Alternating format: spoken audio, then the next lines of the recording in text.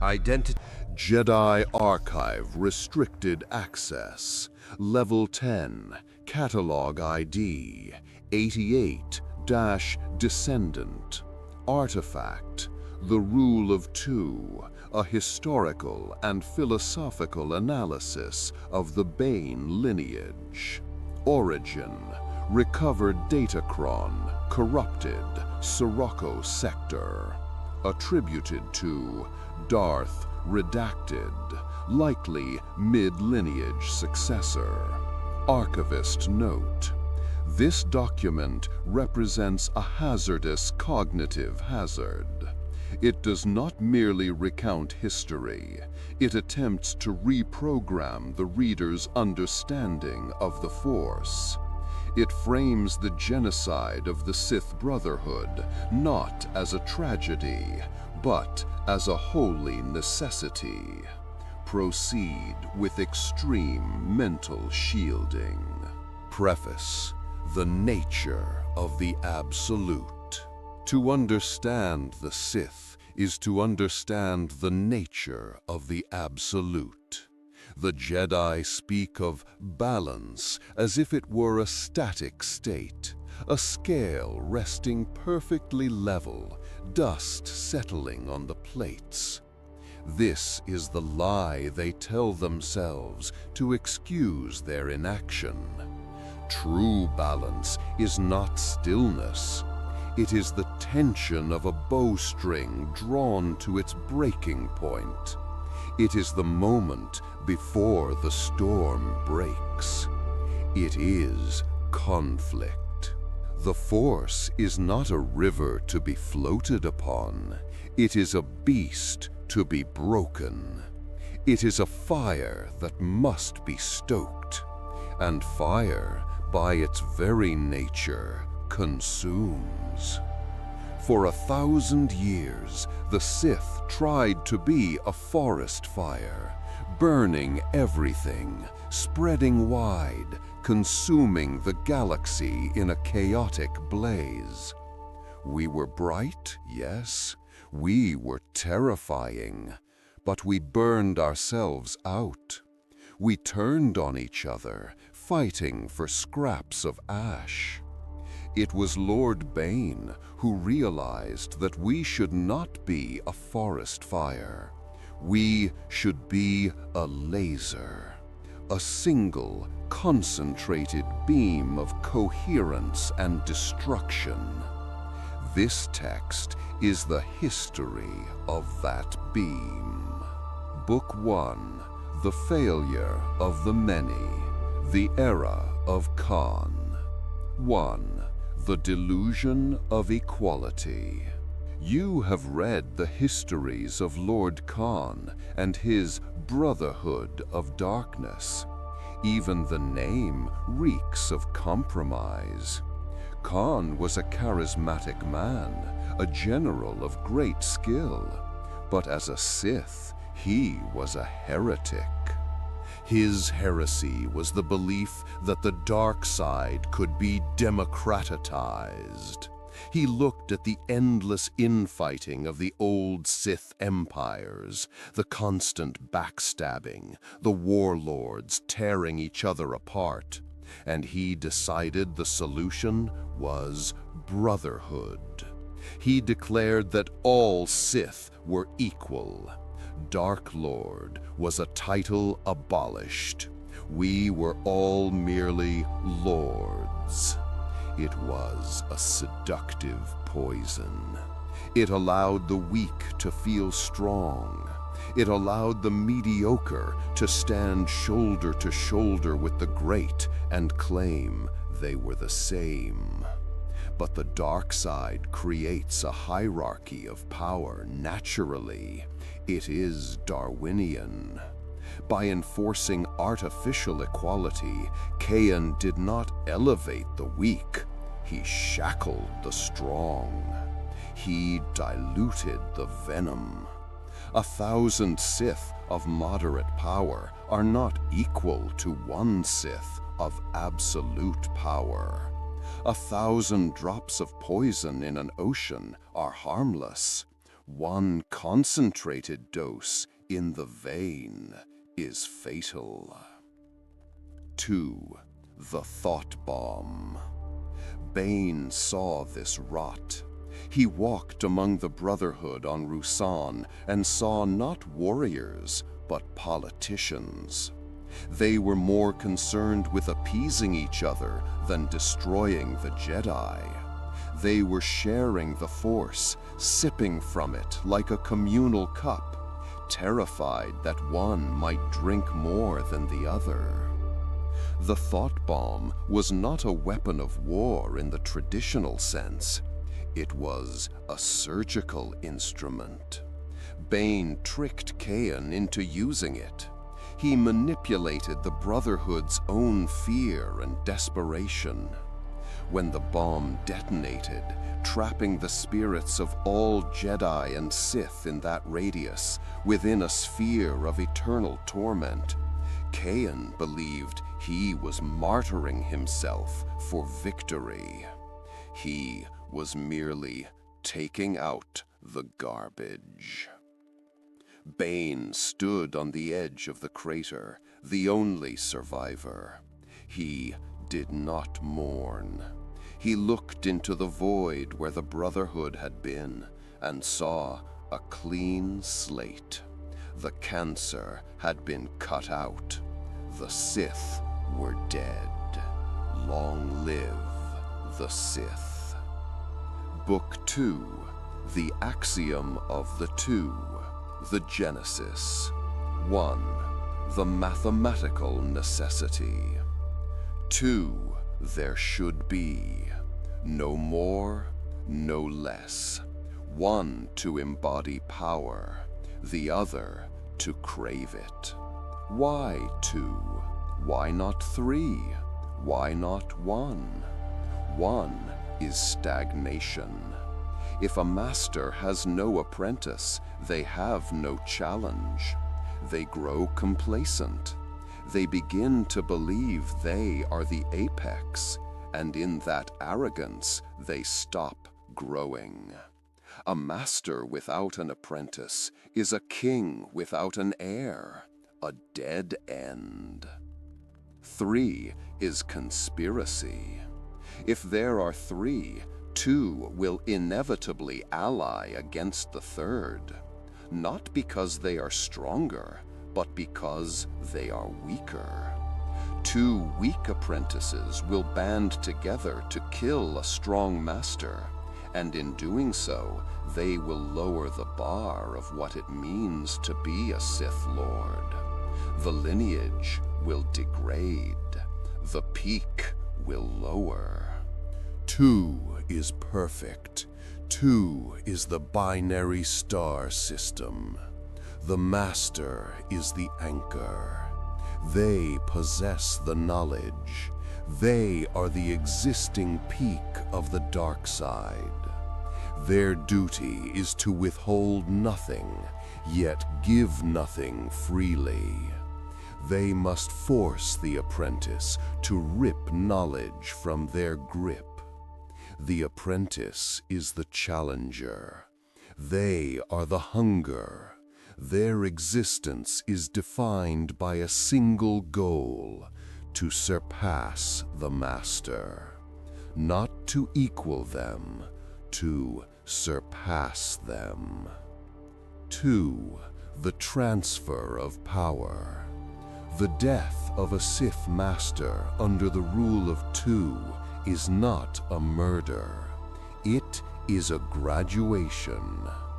If the apprentice strikes the master down through trickery or a lucky blow, they have failed. If they wait until the master is old and feeble, they have failed. The apprentice must face the master at the height of their power and break them. This ensures that each generation is stronger than the last. The master is the whetstone against which the apprentice sharpens themselves. When the blade is sharp enough to cut the stone, The stone is discarded. This is why we remain hidden. If the Jedi knew of us, they would hunt us with armies. We cannot risk the apprentice being killed by a stray blaster bolt from a clone trooper. The contest must be pure. It must be between the two. Book 3, The Shadows of Succession. The Sorcery of Zana. 1. The Lesson of Difference. Darth Bane was a man of physical imposition. He was a juggernaut.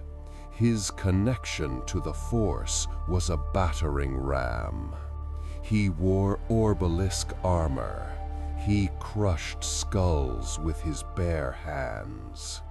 Naturally, he sought an apprentice who would mirror him.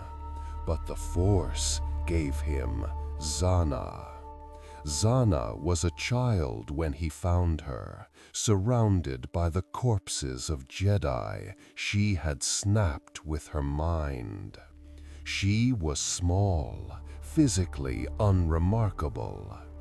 Bane could have crushed her with one hand, yet she became his doom. Zana proved that the lineage is not a cloning process.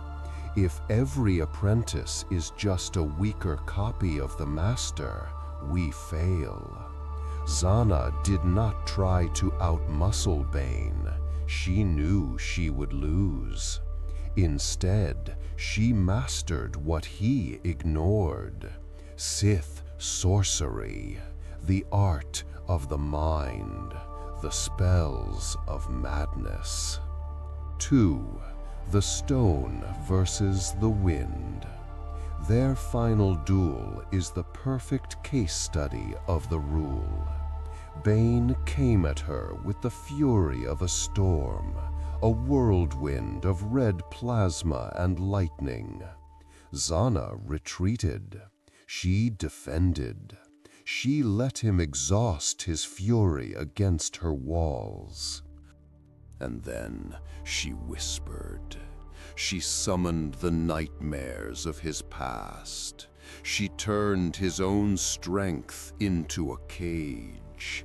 She did not overpower his body.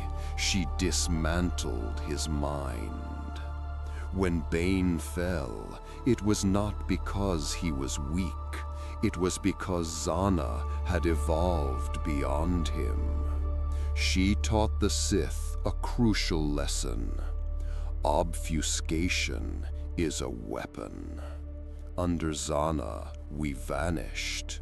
We stopped being warlords and became rumors. We became the wealthy patron in the background, the whisper in the senator's ear, the accident that alters history. Book 4, The Web of the Future, The Vision of Cognos. 1. Precognition as strategy. If Zana was the master of the mind, her apprentice, Darth Cognos, was the master of time. Cognos possessed a rare talent for precognition. To her, the future was not a vague mist. It was a series of equations. She could see the ripples of an action before the stone was thrown. This shifted the Sith grand plan from reactive to proactive. We stopped fighting wars and started scripting them. Cognos taught us that a lightsaber is a tool of last resort. If you have to ignite your blade, you have already made a mistake in your planning. The true Sith victory is won 10 years before the battle begins. You manipulate the economy to starve your enemy. You incite a rebellion to distract them. You poison their alliances. By the time the Jedi realize they are under attack, the war should already be over. Book 5, The Heresy of Balance, The Failure of Gravid. 1. The Warning. Do not think the rule of two is invincible. It is a razor's edge, and we have nearly fallen. We must speak of Darth Gravid. Gravid was a powerful lord centuries after Bane, but he suffered from the same delusion as the Jedi. He believed he could control the Force by embracing balance. He believed that the absolute commitment to the dark side was a form of insanity. He began to reintegrate Jedi teachings, altruism, and restraint into the Sith dogma. It drove him mad. You cannot serve two masters. You cannot be the fire and the water. 2. The Great Loss. Gravid decided that the Sith archives, the accumulated knowledge of Bane, Zana, Cognis, and all who followed were dangerous. He began to burn them. He sought to destroy the history of the Sith, too. Save it. He was stopped by his apprentice, Darth Bane. The battle was brutal. Bane was not yet ready to ascend. She was forced to strike prematurely to save the legacy. She killed Gravid, but at a terrible cost. She lost limbs, she was permanently crippled, and centuries of lore were turned to ash. We lost the rituals of essence transfer. We lost the deepest secrets of alchemy. We were set back 500 years in a single night. But the lineage survived. Bane, broken and bleeding, took an apprentice. She rebuilt. This is the resilience of the two. Even when reduced to a single spark, we do not die. Book 6, The Grand Plan, The Modern Era. I, the Republic's rot. We have now entered the final phase. The Republic is old. It is bloated, corrupt, and slow. The bureaucracy is a choking vine that strangles the systems it is meant to support. The Jedi have tied themselves to this corpse. They are no longer peacekeepers. They are the enforcers of a corrupt Senate. They have lost their way. They sit in their temple on Coruscant, surrounded by the darkness they claim to fight, yet they see nothing. Their vision is clouded by their own arrogance. They believe the Sith are extinct. They believe they have won. 2. The Phantom Menace. We are the architects of their downfall. We are the bankers funding the separatists. We are the politicians calling for more security. We are the shadows lengthening in the twilight of the Republic. The rule of two has concentrated the power of the dark side into a singularity. Soon, we will reveal ourselves, not with an army of Sith, but with an army of the Republic's own making. We will turn their own weapons against them. The Jedi will fall, not because we overwhelmed them with numbers, but because we outlasted them. We evolved, they stood still. The Force shall be freed. Jedi Archive Restricted Access. Level 10, Catalog ID 88-B-Descendant, Volume 2. Artifact, The Rule of Two, Volume 2, The Methodology of the Ascendant. Origin, encrypted data spike recovered from the wreckage of a CNR Systems prototype. Attributed to Darth, redacted, same author as Vol 1. Archivist note: Volume 2 is significantly more dangerous than the historical record of Volume 1. It details specific applications of Sith alchemy and psychological warfare. Reading this text may induce nausea, paranoia, or inadvertent connection to the dark side. Preface: The Tools of the Gods.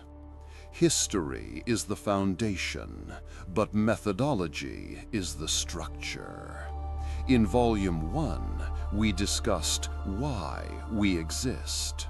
In Volume 2, we discuss how we conquer.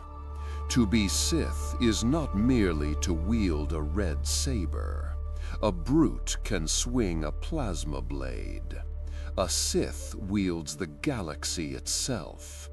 We wield economics, biology, fear, and hope. We are not soldiers. We are conductors of a symphony of suffering that will reshape the galaxy into a perfect order. These are the tools of our ascension. Book 7, The Alchemy of Flesh, The Legacy of Sorzus Sin. 1. Nature is a draft. The Jedi believe nature is sacred. They believe life should evolve at its own sluggish pace, dictated by the random cruelty of evolution. They protect the weak because they believe all life has a right to exist.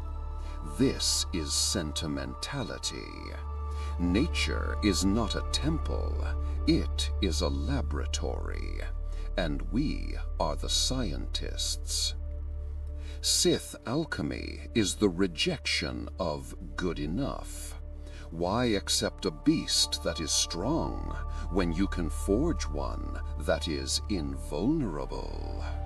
Through the dark side, we warp bone and muscle. We strip away the instinct for self-preservation and replace it with an instinct for murder. 2. The chrysalis. The process is not for the squeamish.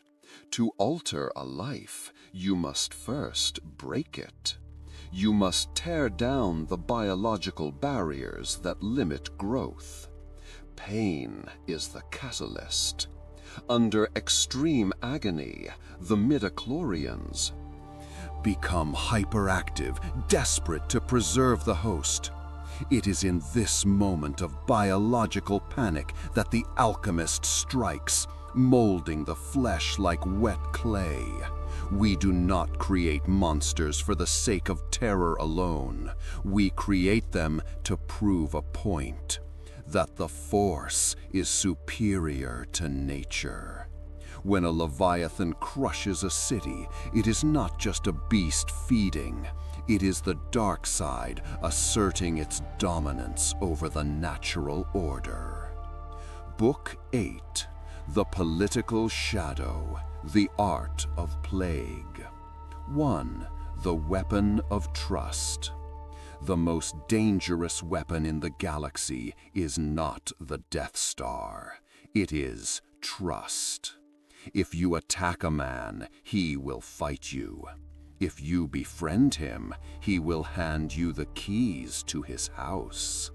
The grand plan relies on this principle. We must not be seen as conquerors. We must be seen as saviors. To destroy the Republic, we must first make the people beg for its destruction. We must manufacture crises that only we can solve. We create the sickness, and then we sell the cure. 2. The finance of war. War is expensive. The Jedi do not understand credits. They live on charity and judicial allowances. We understand that gold is as powerful as the Force. We must control the banks. We must control the trade routes. When you control the flow of commerce, you control the Senate. A senator may have morals, but he also has debts. If we own his debt, we own his vote. We are slowly turning the banking clan and the trade federation into extensions of our will. They believe they are acting out of greed. They are fools. They are merely funding their own executioners. Book 9, The Philosophy of Pain, The Lesson of Sion. 1. Pain as fuel. Most beings spend their lives avoiding pain. They seek comfort. They seek safety. The Sith seeks pain. Not out of masochism, but out of necessity. Pain is the most honest sensation a living being can experience. It clarifies the mind. It banishes distraction. When you are burning, you do not think about what you will eat for dinner or whether you are loved. You think only of the fire. 2. The broken chains. By embracing pain, we immunize ourselves against it. A Jedi can be broken by torture because they view their body as a temple. To us, the body is a tool, and tools get scratched. Darth Sion, the Lord of Pain, was a crude instrument, but he understood this truth. He held his decomposing body together with sheer hatred. He proved that death itself is a decision. If your will is strong enough, if your hatred is pure enough, the grave cannot hold you. We do not seek to be Sion. He was a slave to his agony, but we learn from him. We learn that the mind rules the body absolutely. Book X, The False Prophecy, The Sithari. 1. The Jedi Lie. The Jedi speak of a chosen one, a Messiah born of the Force who will bring balance. They believe this figure will destroy the Sith and usher in an age of light. They are half right. There will be a chosen one, but he will not belong to them. The Force seeks strength. Why would the Force create a being of infinite power only to have him serve a council of monks who are afraid of emotion? It is illogical. A being born of pure force will be a creature of passion. He will be volatile. He will be dangerous. 2. The Sithari. Our texts speak of the Sithari, the perfect being, the one who will lead the Sith, but also destroy them. This is the paradox Bane understood. To perfect the Sith, The old order had to be destroyed. Bane was a Sithari, but there may be another. We must watch for this being. We must find him before the Jedi do. Or, better yet, let the Jedi find him. Let them train him. Let them try to shackle a supernova with their petty rules. He will resent them. He will hate them. And when he breaks, we will be there to catch him. Book 11, The Danger of Attachment, The Rule of Love. 1. Passion versus Obsession. The Jedi forbid love. They say it leads to attachment, and attachment leads to the dark side.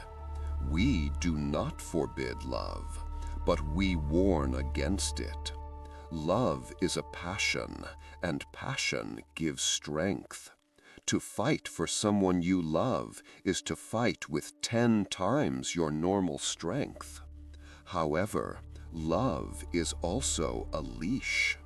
If you love a being, you can be manipulated. If your enemy captures your heart, they capture you. I, the Sith Paradox. A Sith must love nothing more than power. You may have lovers, you may have allies, you may have children. But if the choice comes between them and the Order, they must die. This is the hardest test. To kill what you love is to sever the last tether to your humanity. It is the final step in becoming an avatar of the dark side. If you cannot make that sacrifice, you are not a master. You are merely a man with a lightsaber.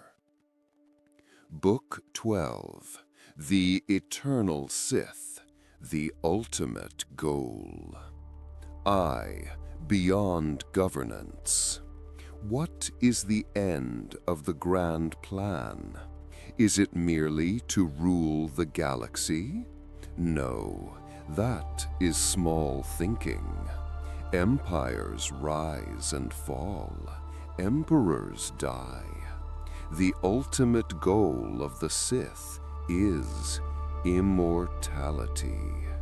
To rule for 1,000 years is meaningless if you die at the end of it. We seek to break the final chain, death, plagiarism of the spirit, essence transfer, midichlorian manipulation.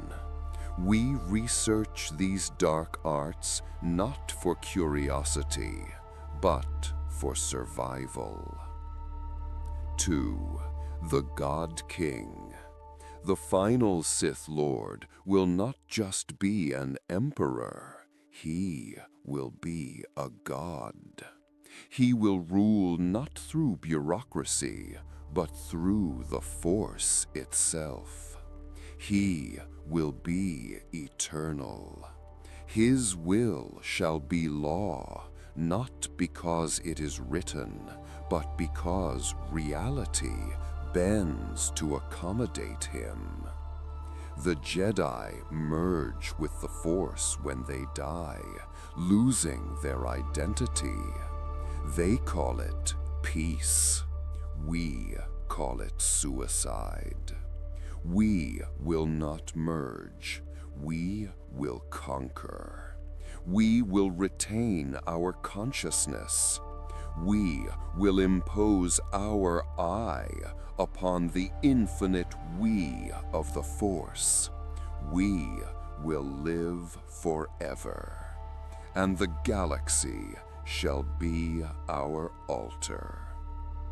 End of Volume 2. Archivist warning. Automated purge systems active. Disconnect immediately. Jedi Archive Restricted Access. Level 10. Catalog ID 8B Descendant Volume 3. Artifact The Rule of Two Volume 3. The Doctrine of the Shadow Hand. Origin Decrypted holocron fragment excavated from the ruins of a noble estate on Sereno. Attributed to Darth Redacted, likely late lineage strategist. Archivist note: Volume 3 shifts focus from the Force to political subversion and espionage. It details the creation of shadow hands, proxies used to interact with the galaxy so the Sith remain hidden.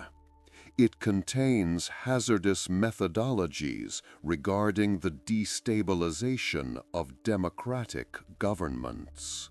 Preface: The Invisible War. The Sith Lord is a sun. If we descend to the surface of a world, we burn it. Our power is too great, our presence too loud in the Force. To walk openly among the sheep is to scatter them. Therefore, we must have hands that can touch the world without burning it. We must have voices that can whisper without deafening. This volume is dedicated to the shadow hands, the assassins, the spies, the corrupted bureaucrats, and the fanatical soldiers who serve us without ever knowing our true names. They are the buffer between the Sith and the Jedi. They are the smoke that hides the fire. Book 13, The Lesser Agents, The Doctrine of Expendability. 1. The Necessity of Proxies. The Jedi expect to fight warriors with red lightsabers. They train for duels. They meditate on combat forms. We must deny them this battle. If a senator needs to die, do not send an apprentice. Send a bounty hunter. If a bounty hunter fails, he dies, and the trail ends with him. He knows nothing of the Sith. He knows only the credits in his account. If an apprentice fails, they risk exposure, capture, and the revelation of the grand plan. 2. The Cult of the Sun Guard. There are those who worship the dark side but cannot wield it.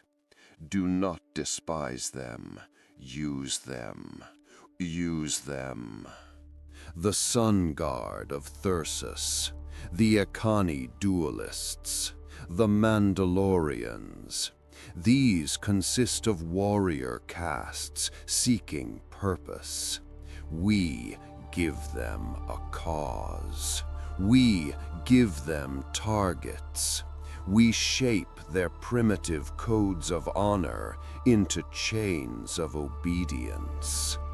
A non-Force-sensitive assassin is invisible to the Jedi in a way we are not. A Jedi feels the approach of a Sith like a storm front, but a sniper with a slug thrower 3 kilometers away, devoid of malice, merely doing a job, that is a silence they cannot hear until the bullet strikes. Book 14, The Poisoned Well, Subverting Governments. I, the Rot from Within. To conquer a fortress, you do not batter down the walls. You bribe the gatekeeper. Democracy is a fragile delusion. It relies on the assumption that people are rational and that leaders are incorruptible. Both assumptions are false. We do not need to invade planets. We need only to identify the cracks in their societies and wedge them open. Is there a racial divide? Fund the extremists on both sides. Is there a resource shortage? Hoard the supply and blame the Republic. 2. The architecture of chaos. A stable government is useless to us. We require desperation. When a population is frightened, they crave order. They do not care where that order comes from. If we create enough chaos, pirate raids, economic crashes, terrorist attacks, the people will eventually beg for a strong hand to rule them. We will provide the chaos, and eventually we will provide the strong hand. They will cheer as we place the yoke upon their necks, believing it to be a garland of safety. Book 15, The Silent Mind, Defeating Precognition. I, the Jedi Radar. The greatest defense of the Jedi is their precognition. They sense danger. They sense aggression. To kill a Jedi, you must not hate him, not in the moment of the act. If you approach a Jedi with murder in your heart, he will sense it like a beacon. You must approach him with nothing. You must be a void. This is why droids are effective Jedi killers. They have no intent for the Force to detect. 2. The Cold Order. For a Sith, this requires supreme control. You must compartmentalize your hatred. You must view the death of a Jedi not as a triumph, but as a bureaucratic necessity, like signing a document or discarding a broken tool. If you order the destruction of a city, do so with the emotional detachment of a mathematician solving an equation. If there is no emotion, there is no ripple in the Force. The Jedi will not sense the blade until it is already between their ribs. Book 16, The Faceless Army, Intelligence Networks. 1. The Web of Whispers. Knowledge is more lethal than a fleet of destroyers. We must know the secrets of our enemies better than they know themselves. We must build a network of spies that spans the galaxy. Not just professional agents, but invisible observers. The servant pouring wine in the Senate rotunda. The mechanic repairing the Jedi starfighter. The clerk in the banking guild. These are the eyes of the Sith. They see the weaknesses of the great men of the galaxy. 2. Kamari Vosa and the Bando Gora. Consider the failed apprentice Kamari Vosa. She was insane, yes, but she understood the power of a criminal syndicate. By controlling the criminal underworld, we control the flow of illicit goods, information, and slaves. The Black Sun, the Hutts, the Pikes, they are all potential tools. They are motivated by greed, which makes them predictable. A predictable tool is a useful tool. We allow them to exist because they serve a purpose. They distract the Jedi with petty crimes while we commit the grand crimes. Book 17, The Art of the Croxy, War Without Armies. 1. Funding the Enemy.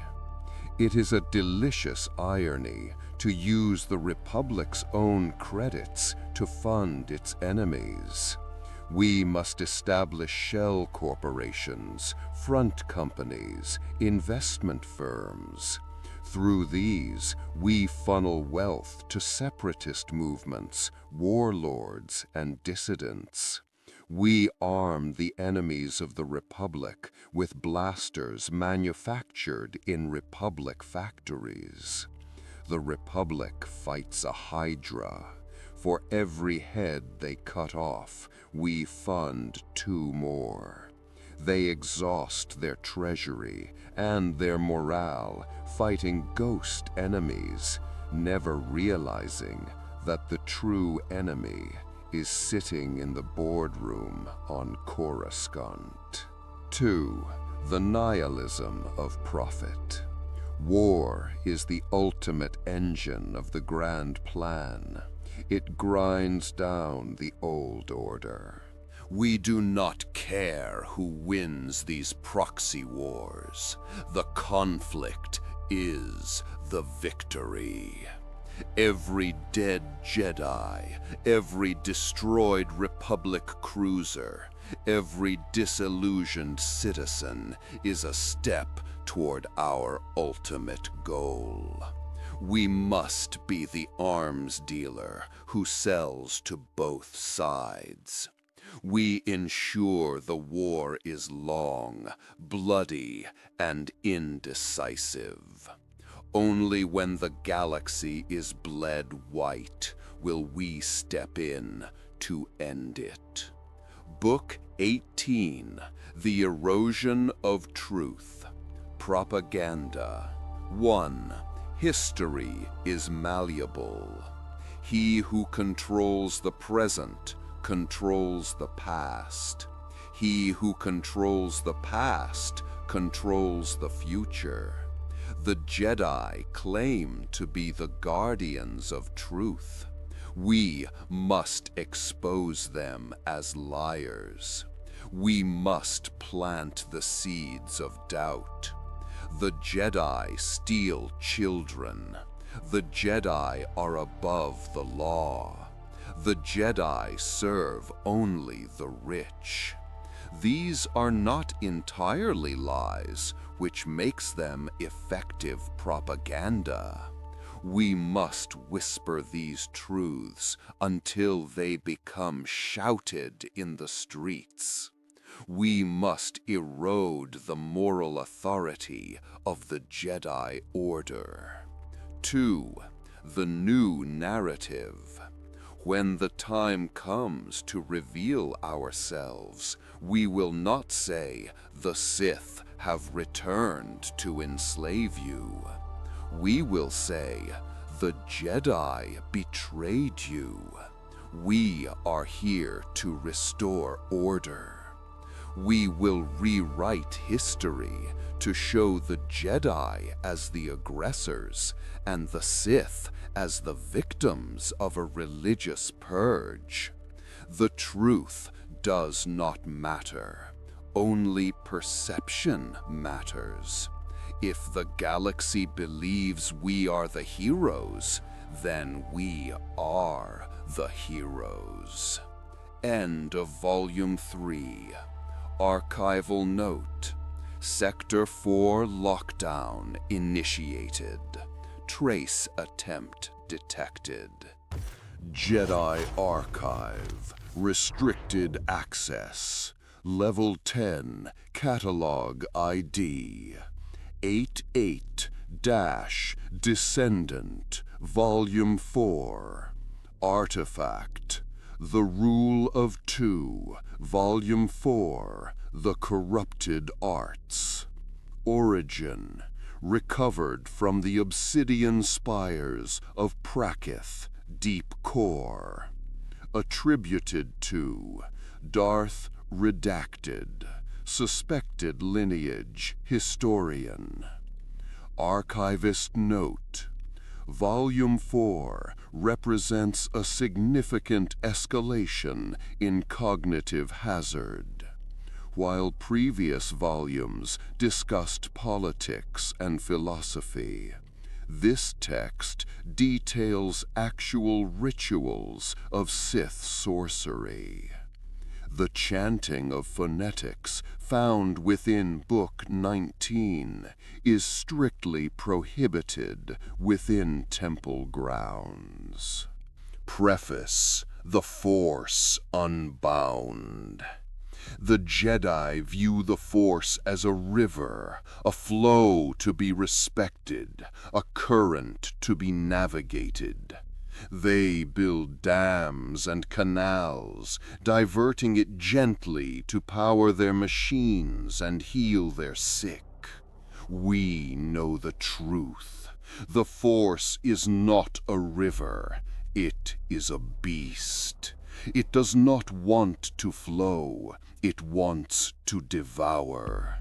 To be a Sith sorcerer is to grab the beast by the throat and force it to do your bidding. It requires a will of iron. If your grip falters for even a second, the beast will turn and consume you. This is why the weak go mad. They open the door to the dark side, but they lack the strength to close it.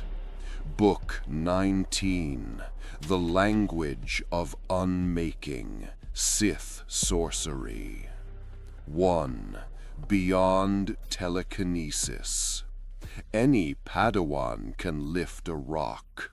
Telekinesis is the application of the Force to physical matter. It is crude. It is physics. Sith sorcery is the application of the Force to reality. We do not merely push the rock, we change the rock. We warp the air around it until it becomes toxic. We twist the minds of those looking at the rock until they see their worst fears. Sorcery is the imposition of the impossible upon the possible. 2. The incantations. Words have power. The ancient Sith tongue was not designed for conversation. It was designed for command. The very shape of the syllables resonates with the dark side. Tsaiwinoka Hoyakut, the spell of the reawakened dead. Suta Chwituskak, the bolt of hatred. These are not magic words in a fairy tale. They are keys. When spoken with sufficient hatred and focus, they unlock specific frequencies of the Force that the Jedi cannot even perceive.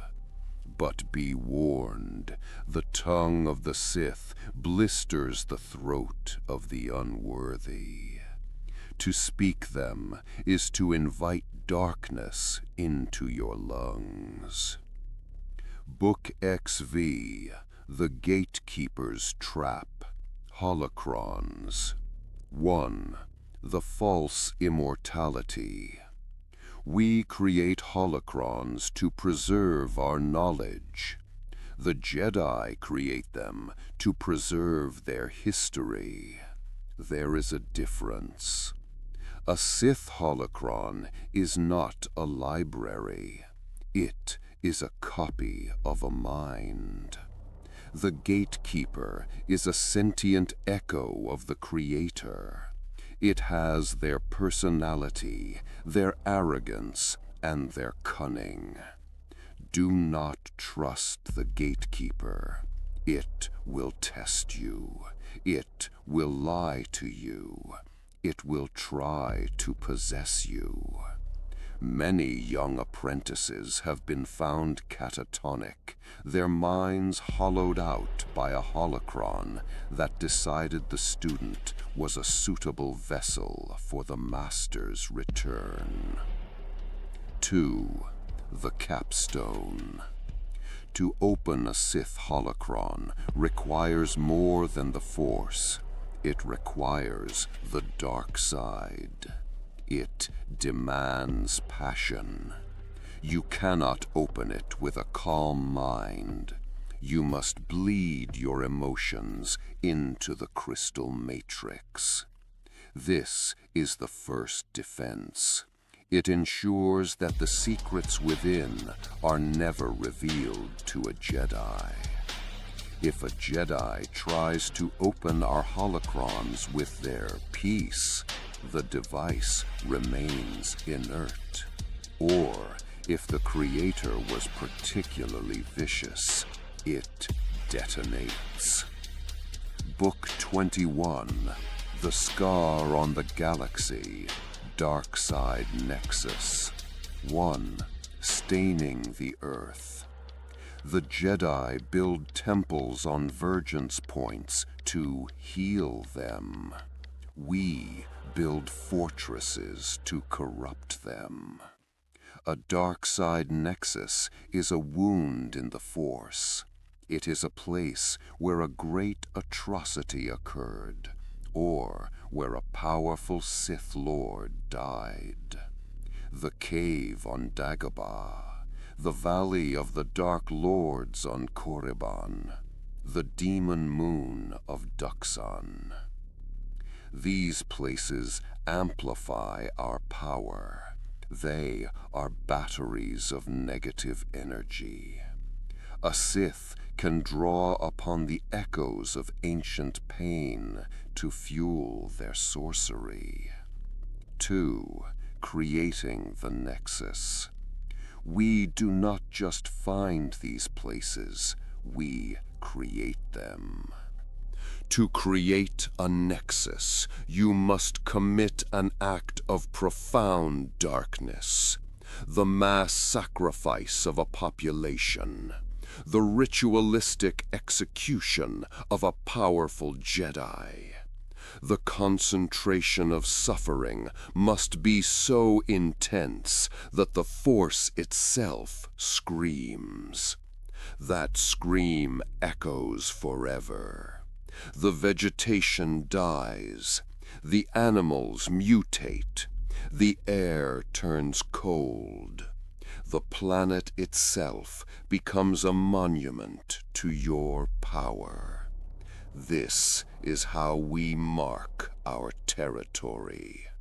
Book 22, The Walking Dead, Necromancy. 1. The Abomination of Life. The Jedi believe death is the end. There is no death. There is the Force. We disagree. Death is a disease, and we are the cure. Through complex alchemy and the chant of Tsaiwinoka Hoyakut, we can reanimate the dead. These are not the sentient undead of legend. They are mindless shells driven by the dark side. They feel no pain. They have no fear. They are the perfect infantry. 2. The Spirit Anchor. More dangerous is the binding of spirits. A powerful Sith can tear the ghost of a Jedi from the netherworld and bind it to an object, a sword, a mask, a statue. This is the ultimate violation. To deny a soul its rest. To force a creature of light to serve as a battery for the dark. It is cruel. It is unnatural. And it is incredibly effective. A blade infused with the screaming soul of a Jedi Master cuts through armor like paper. Book 23, The Beast Within, Biological Corruption. 1. The Terrantak. The alchemists of the old empire created the Terrantak. These beasts feed on the blood of Force sensitives. Their hides are resistant to lightsabers. They hunt Jedi by scent. They were our hunting dogs. We must recover the art of their creation. A single Terrantak unleashed in the Jedi Temple would cause more devastation than a battalion of droids. It is a weapon of terror. It represents the Force turning against its guardians. 2. The Sith spawn. But the ultimate canvas is oneself. Many Sith Lords use alchemy to enhance their own bodies. Bone spurs, hardened skin, venom sacs. But be warned, the dark side exacts a toll. The Sith degradation is real. The skin pales, the eyes turn yellow and red, the veins blacken, the body begins to rot while still alive, consumed by the sheer potency of the energy flowing through it. You must learn to use the Force to sustain your decaying cells. You become a walking corpse, held together by will alone. This is the price of power. Book 24, The Void, The Hunger. 1. The Lesson of Nihilus. Darth Nihilus was not a man.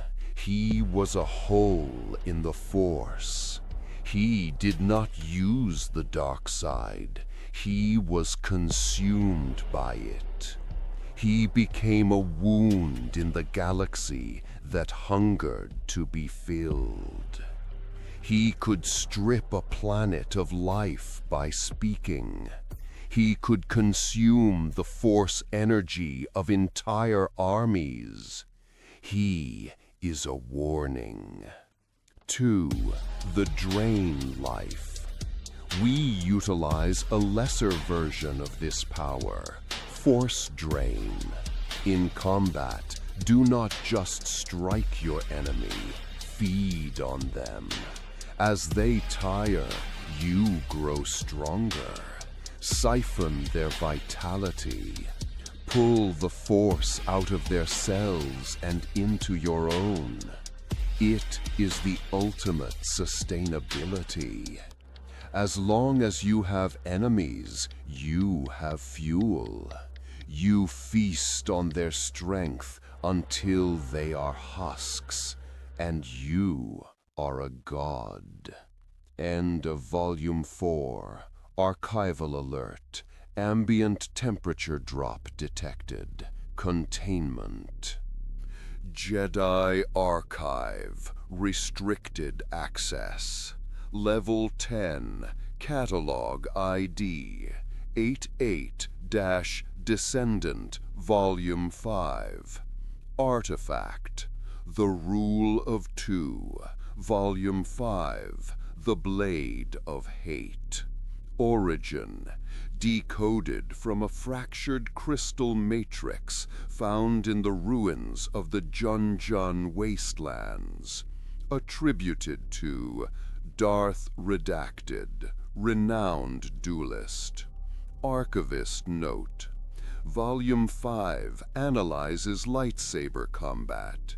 It critiques the Jedi forms as passive and details the banned techniques of Yuyo and Dun Mach.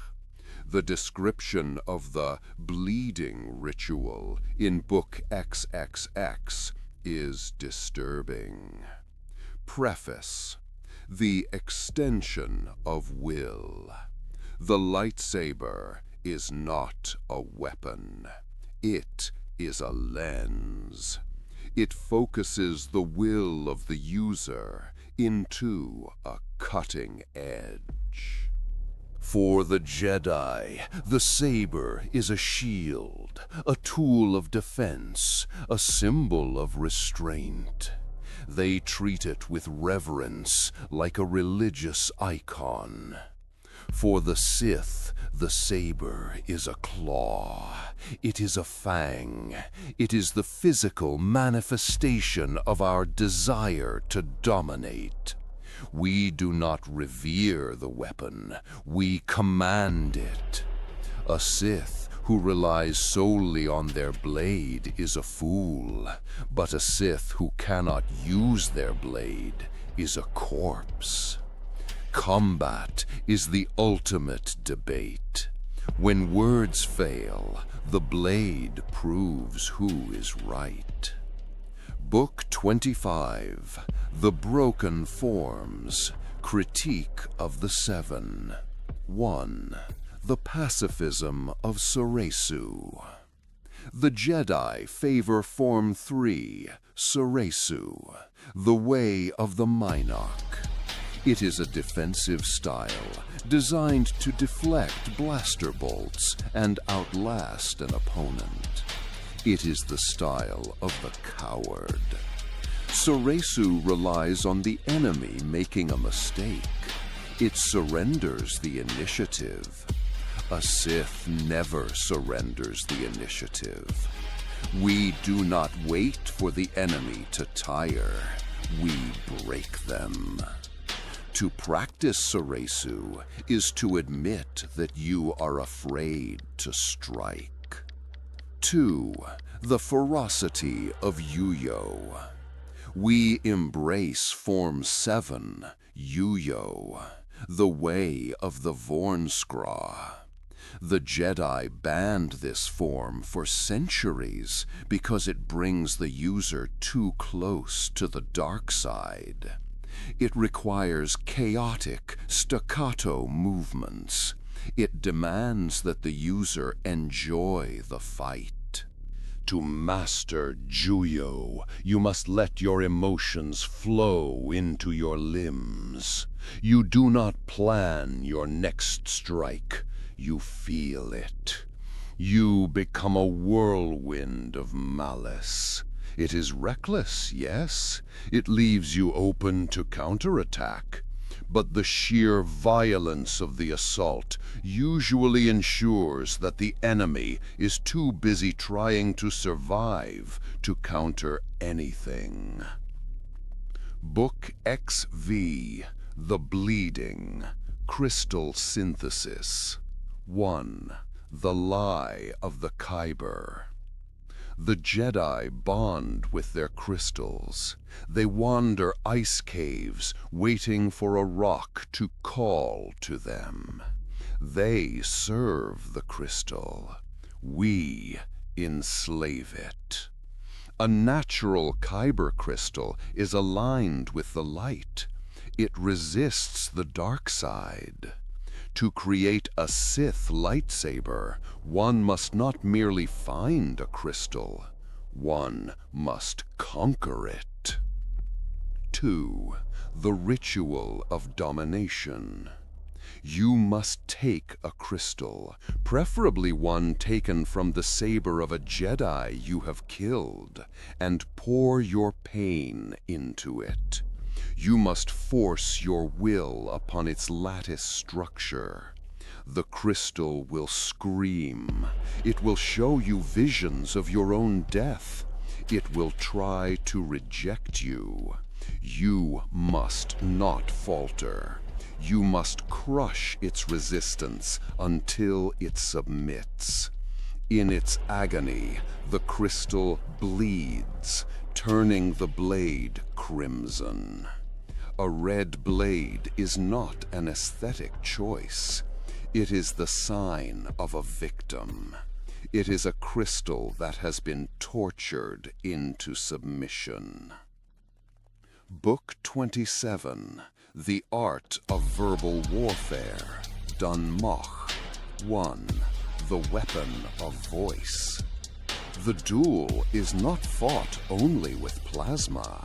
It is fought with the mind. Dun Mach is the Sith art of distraction and doubt. While you cross blades, you must also attack the enemy's spirit. Your master never trusted you. You are fighting for a corrupt republic. I can sense your fear. You must find the crack in their armor, their insecurity, their secret shame, and pry it open. 2. Breaking the concentration. Jedi require focus to channel the light. If you can make them angry, fearful, or hopeless, you cut them off from their power source. Make them hate you. If a Jedi strikes out in anger, they have already lost. They have abandoned their code. Even if they kill you, you have corrupted them. But usually, their anger makes them sloppy, and that is when you take their head.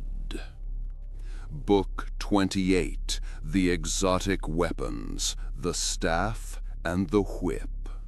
1. The Double-Bladed Saber, Exar Khan, Darth Maul. These lords understood the value of the saber staff. The double blade is a weapon of intimidation. It increases the surface area of the kill zone. It allows a single warrior to fight multiple opponents. But its true strength is psychological. When a Jedi sees the second blade ignite, they flinch. In that microsecond of surprise, they die. However, it is dangerous to the user.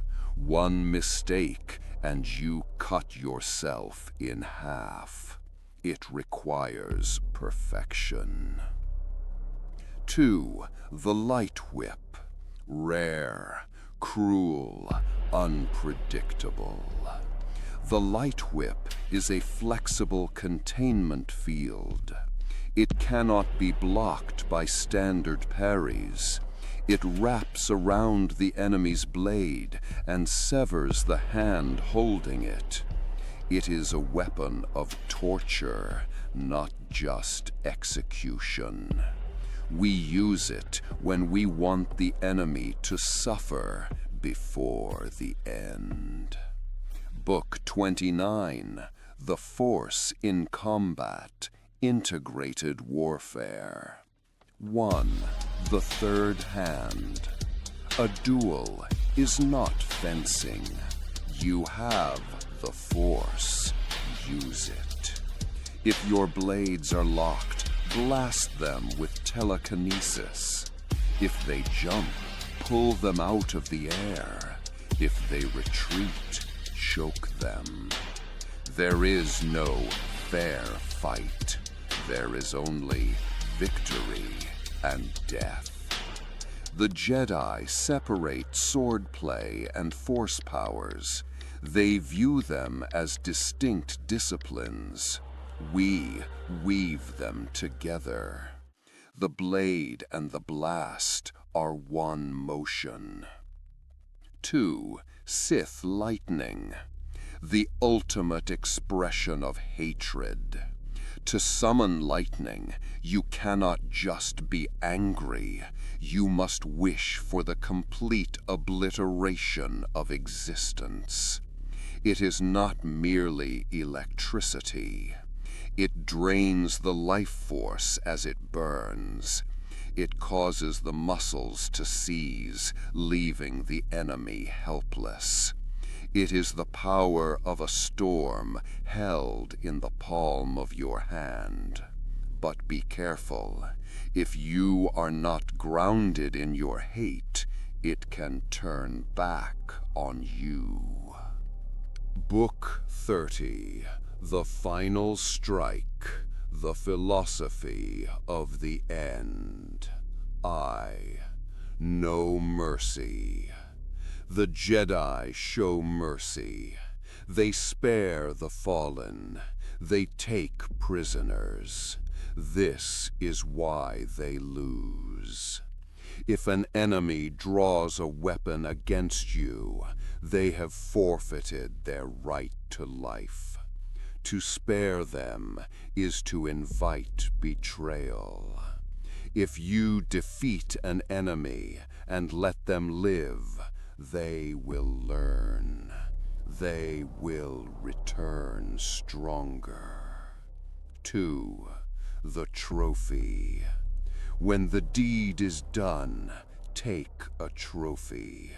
A lightsaber, a braid, a mask. Not for vanity, but for memory. The Sith do not have a temple to remember us. We are remembered only by the things we destroy. Each trophy is a testament to the superiority of the Sith philosophy. It is proof that, in the end, the dark side is stronger. End of Volume 5. Archivist warning. Simulation ended. Meditative flush required. Jedi Archive. Restricted access. Level 10.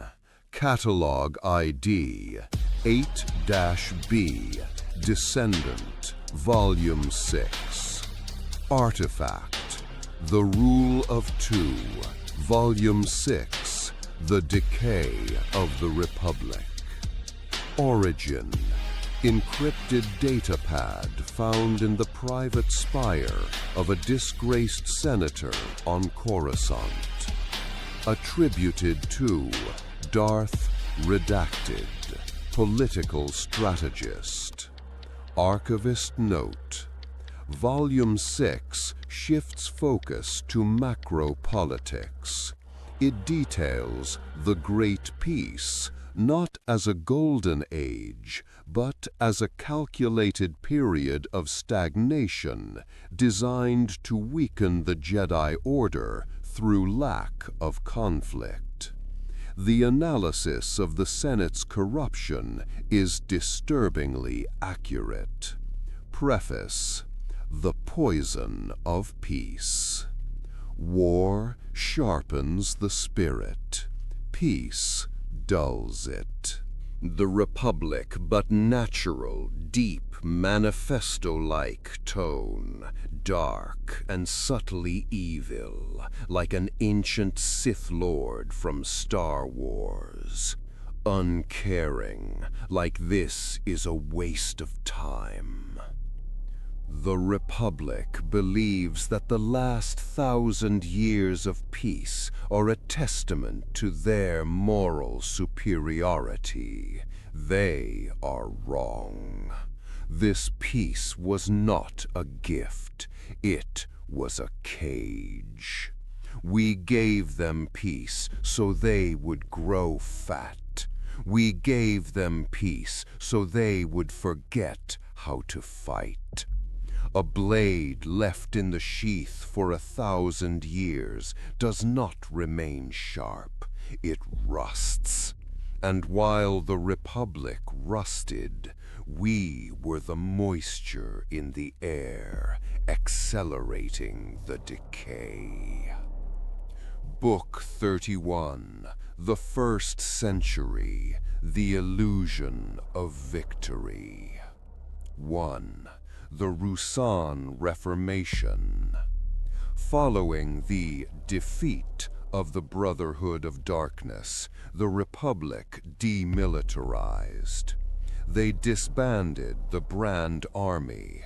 They placed the protection of the galaxy solely in the hands of the Jedi. This was their fatal error. By removing the military, they forced the Jedi to become the police. A Jedi is a philosopher monk, not a beat cop. By forcing them to enforce trade disputes and border tariffs, we eroded their spiritual connection. They stopped looking at the stars and started looking at tax codes. 2. The myth of the Sith extinction. The most important lie of this era was our silence. We did not strike. We did not raid. We let the galaxy believe we were truly gone. This allowed the Republic to lower its guard completely. Funding for planetary defense was diverted to public works and vanity projects. The core worlds became soft, believing that the era of threats was over. They built glass towers because they forgot that stones could be thrown. Book 32, The Middle Centuries, The Rise of Corporocracy. 1. The Guilds of Greed. As the Senate grew bloated, it became inefficient. It could no longer manage the logistics of a galaxy-wide civilization. Into this vacuum stepped the commerce guilds, the Trade Federation, the Techno-Union, the Banking Clan. We encouraged their growth. We whispered in the ears of senators to grant these guilds special zones and deregulation. We turned corporations into nation-states. 2. The privatization of power. Eventually, these guilds became more powerful than the worlds they served. They had their own droid armies, security forces, they called them. The Republic did not have an army, but the banks did. This created a dynamic where the Republic was held hostage by its own economy. If the Trade Federation threatened a blockade, the Senate surrendered because they had no fleet to break it. The power shifted from the podium of the Senate to the boardroom.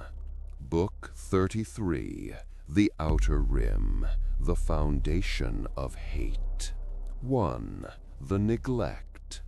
While the core worlds bathed in luxury, the Outer Rim was left to rot. Slavery returned. Warlords rose. The Republic turned a blind eye because it was too far away and too expensive to police. This was not accidental. We ensured that aid bills were stalled in committee. We ensured that Jedi were kept in the core. 2. Breeding the Separatists. This neglect created a deep, festering resentment in the Outer Rim. The humans and aliens of these worlds began to view the Republic not as a protector, but as a parasite that took their taxes and gave nothing back. This resentment is the fuel for the fire to come. We do not need to invent a rebellion. We merely need to hand a blaster to a man whose family starved while Coruscant feasted. They will tear the Republic apart for us. Book 34. The Senate, the Theater of the Absurd. Bureaucracy as a weapon. A dictatorship is efficient. A democracy is slow. A corrupted democracy is paralyzed. We have turned the Senate into a circus. There are thousands of senators, each with their own agenda, each shouting to be heard. We introduced procedural loops, filibusters, and endless subcommittees. To pass a simple law takes years. By the time the Republic decides to act, the crisis has already happened. The people have lost faith in the institution. They see the Senate as a place where old beings argue while the galaxy burns. 2. The auction block. Every senator has a price. Some want credits, some want power, some want to hide a scandal. We own them. We do not own all of them. That would be suspicious. We own the ones that matter. The heads of the Appropriations Committee, the Oversight Boards. Through them, we steer the massive ship of state directly into the rocks, and they thank us for the privilege. Book 35. The Jedi Order. The Dogs of the State. The Loss of Independence. The Jedi were once independent servants of the Force. Now they are the judicial branch of the Senate. They answer to the Chancellor. If the Chancellor is corrupt, the Jedi become agents of corruption. They are sent to put down illegal strikes by workers who are merely asking for food. They are sent to protect the assets of the banking clan. The common people no longer look at Jedi with awe. They look at them with fear. They see them as the enforcers of the elite. We have successfully severed the Jedi from the people they are sworn to protect. 2. The Clouded Vision. Because the Jedi are so entangled in politics, their vision of the Force is clouded. They sense the darkness growing, but they mistake it for political unrest. They think the problem is a rogue senator or a greedy trade baron. They do not see the Sith Lord standing in the shadow of the podium. They are looking at the puppet, not the puppeteer. Book 36. The Prelude. The Zero Hour. The Crisis Point. The tension has reached critical mass. The guilds are too greedy. The Outer Rim is too angry. The Senate is too weak. The galaxy is a room filled with gas. All it takes is a single spark. We will provide that spark. A blockade of a peaceful world. An assassination of a beloved figure. It does not matter what the event is. The structure is so rotten that any kick will bring it down. 2. The demand for strong leadership. When the collapse begins, the people will panic. The Jedi will be overwhelmed. The Senate will bicker. And then a voice will rise. A strong voice. A voice that promises security. A voice that promises to cut through the bureaucracy and act. The people will cheer for this voice. They will applaud as it dismantles the democracy that failed them. They will welcome the Empire, not as conquerors, but as liberators from the chaos of their own making. The trap is set. The prey is already inside. We need only close the door. End of Volume 6. Archival note: encryption key Sidious detected in subroutine. Access denied. Jedi Archive restricted access. Level 10. Catalog ID 88-B-Descendant, Volume 7. Artifact: The Rule of Two, Volume 7, The Jedi Contradiction. Origin: transcript of a debate found in the personal journals of the Lost 20.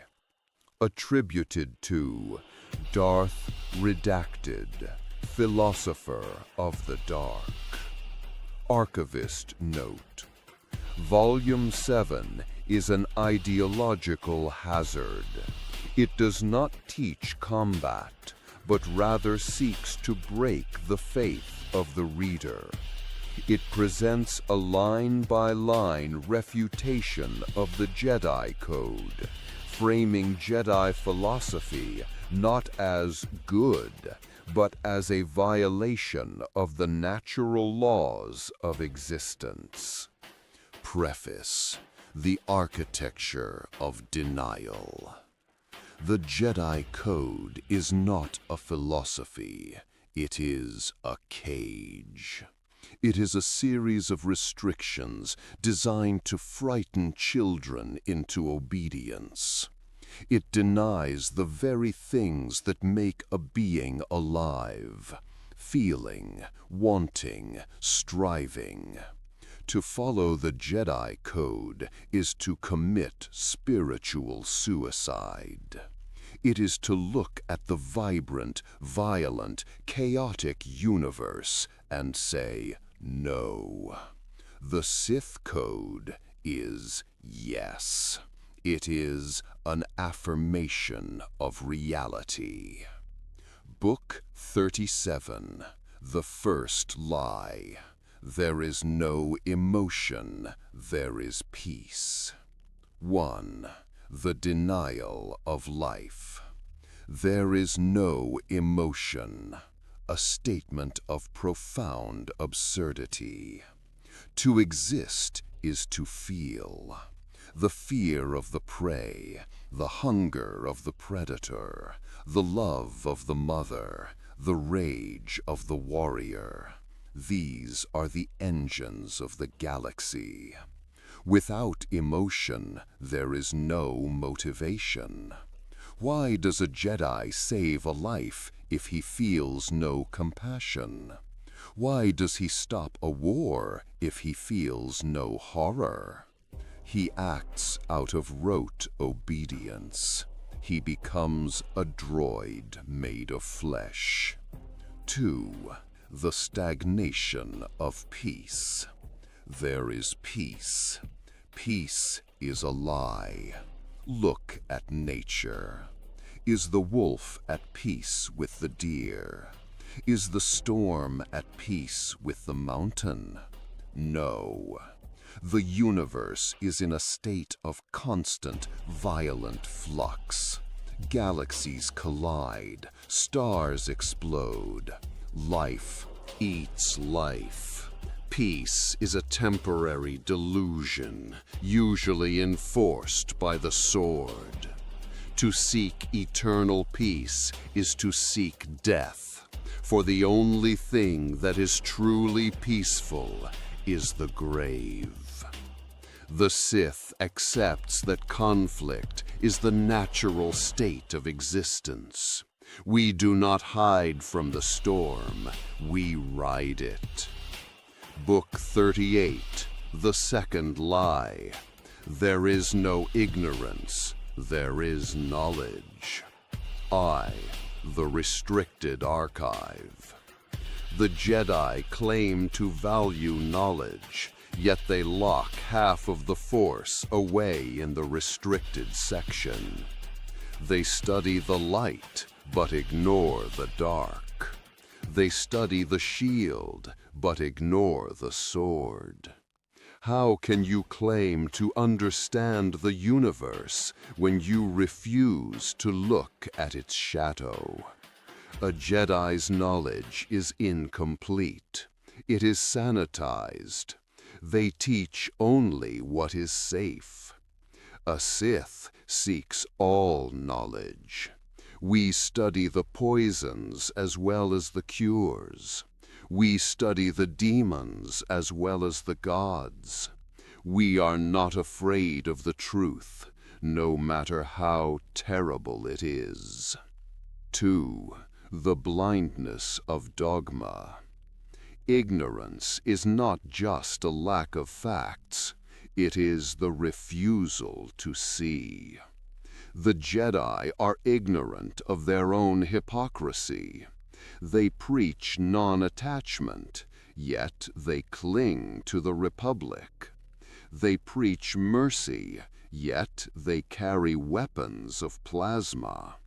They are blinded by their own dogma, unable to see that they have become the very thing they claim to fight, soldiers of a corrupt system.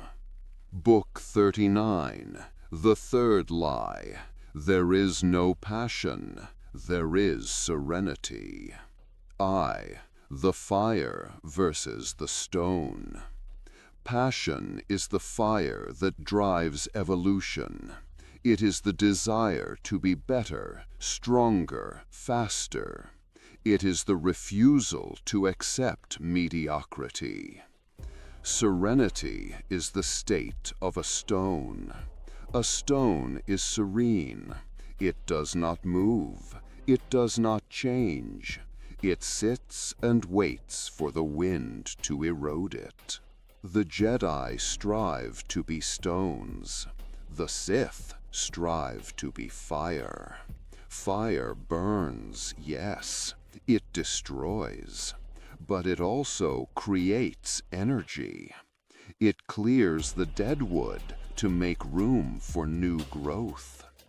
A civilization without passion is a civilization in decline. 2. The power of love and hate. The Jedi lump love and hate together as dangerous.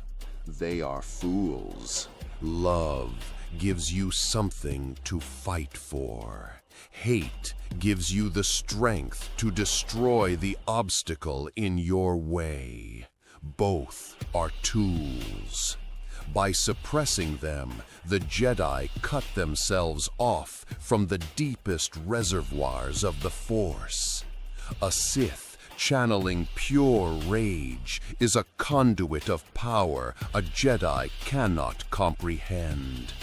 We feel more deeply, and therefore we are more powerful. Book XL, The Fourth Lie. There is no chaos, there is harmony. 1. The illusion of order. Harmony is a construct. It is the imposition of an artificial order upon a chaotic reality. The Jedi try to force the galaxy into a shape that pleases them. They mediate disputes, they draw borders, they write laws.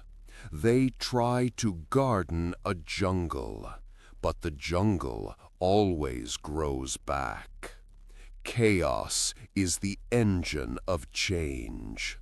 Without chaos, there is no innovation. Without the collapse of the old, the new cannot rise. 2. The agents of entropy. The Sith are the agents of necessary chaos. We kick down the rotting structures so that stronger ones can be built. We understand that you cannot have a forest without a wildfire. You cannot have a strong society without a war to test it. The Jedi try to stop the wildfire. They only ensure that when it finally comes, it will consume everything. Book XLI, The Final Lie. There is no death, there is the Force. 1. The acceptance of defeat. This is the ultimate surrender. When a Jedi dies, they let go. They allow their consciousness to dissolve into the cosmic soup of the Force. They lose their name, their memories, their self. They call it transcendence. It is annihilation. 2. The will to remain. The Sith refuses to go quietly into the night. We value the I. I am, I want, I will. Why spend a lifetime accumulating power and wisdom only to throw it away at the moment of death? We fight for immortality. We fight to retain our identity. To die is to lose the game. We intend to win. Book XL42, The Synthesis. The Sith Code. I, the truth, contrast their lies with our truth. Peace is a lie. There is only passion. We accept reality as it is, a struggle. Through passion, I gain strength.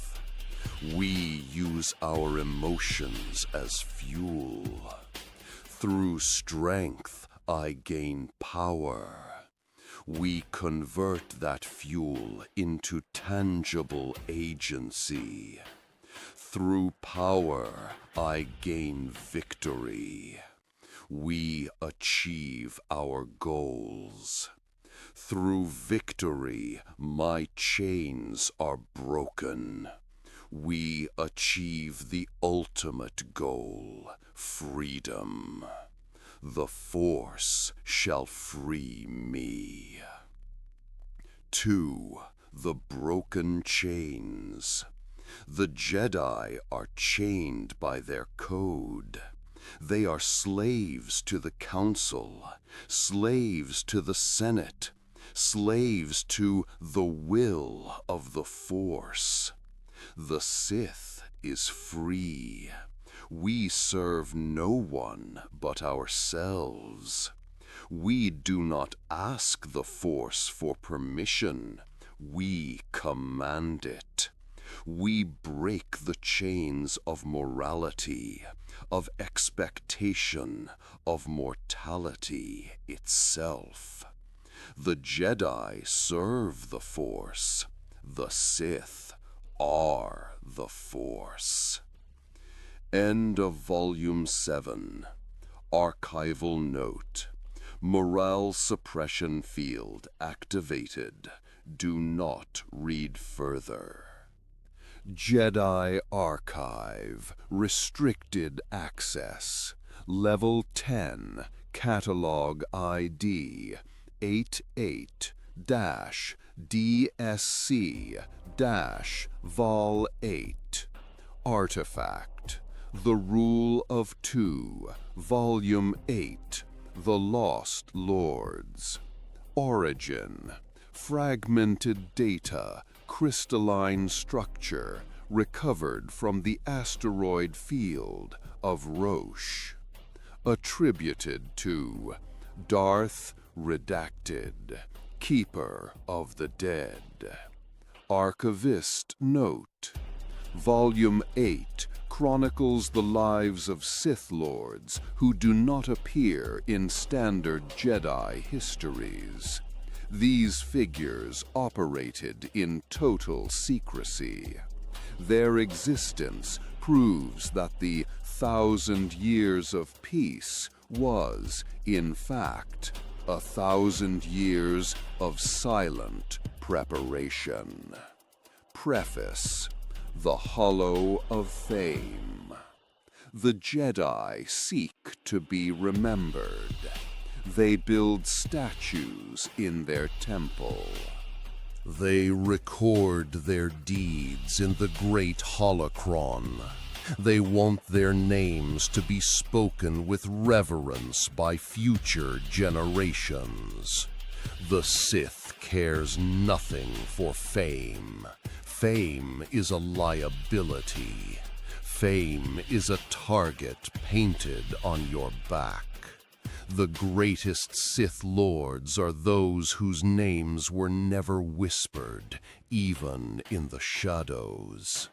They lived, they conquered, and they died in silence, content in the knowledge that they had pushed the grand plan 1 centimeter closer to the edge. This volume honors the ghosts. Book XL33, The Administrator, Darth Vectivus. 1. The Heresy of Contentment. Darth Vectivus is an anomaly in our history. He was not a warrior. He was not a conqueror. He was the director of a mining operation on an asteroid near Bimial. He is the only Sith Lord to die of old age, surrounded by friends and family who knew nothing of his true nature. To the ignorant, he seems weak, but Vectivus proved a crucial theorem. The dark side does not require madness. He wielded the Force like a ledger. He accumulated power through commerce, through shrewd negotiation, through the cold application of logic. 2. The Phantom Network. Vectivus did not destroy the Republic. He bought it. He established the network of shell corporations and blind trusts that would fund the Order for centuries. He taught us that a contract can be more binding than a chain. He taught us that if you control the supply of Tibanna gas, you do not need to fire a blaster. You simply turn off the enemy's heat. He was the architect of our economic dominance. Book XL, The Scientist, Darth Ramage. I, The Physics of Hate. Darth Ramage was a scholar of the impossible. While others studied the Force, he studied the fabric of reality itself. He believed that the Force was merely a variable in a larger equation of time and space. He conducted experiments on the nature of time dilation within the core.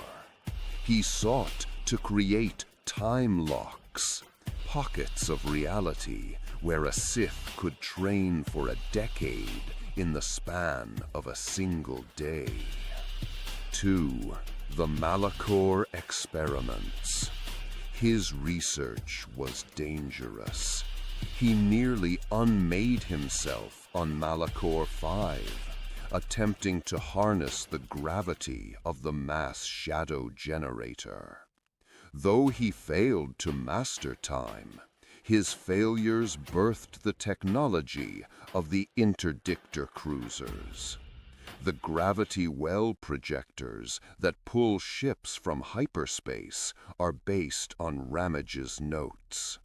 Even in failure, the Sith advance the cause of war.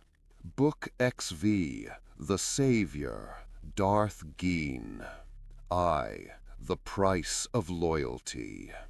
We have spoken of the traitor Gravid. Now we speak of the one who stopped him. Darth Bane was an apprentice when her master went mad. She was not ready to ascend. She had not completed her training. Yet, when Gravid began to burn the lore, she did not hesitate.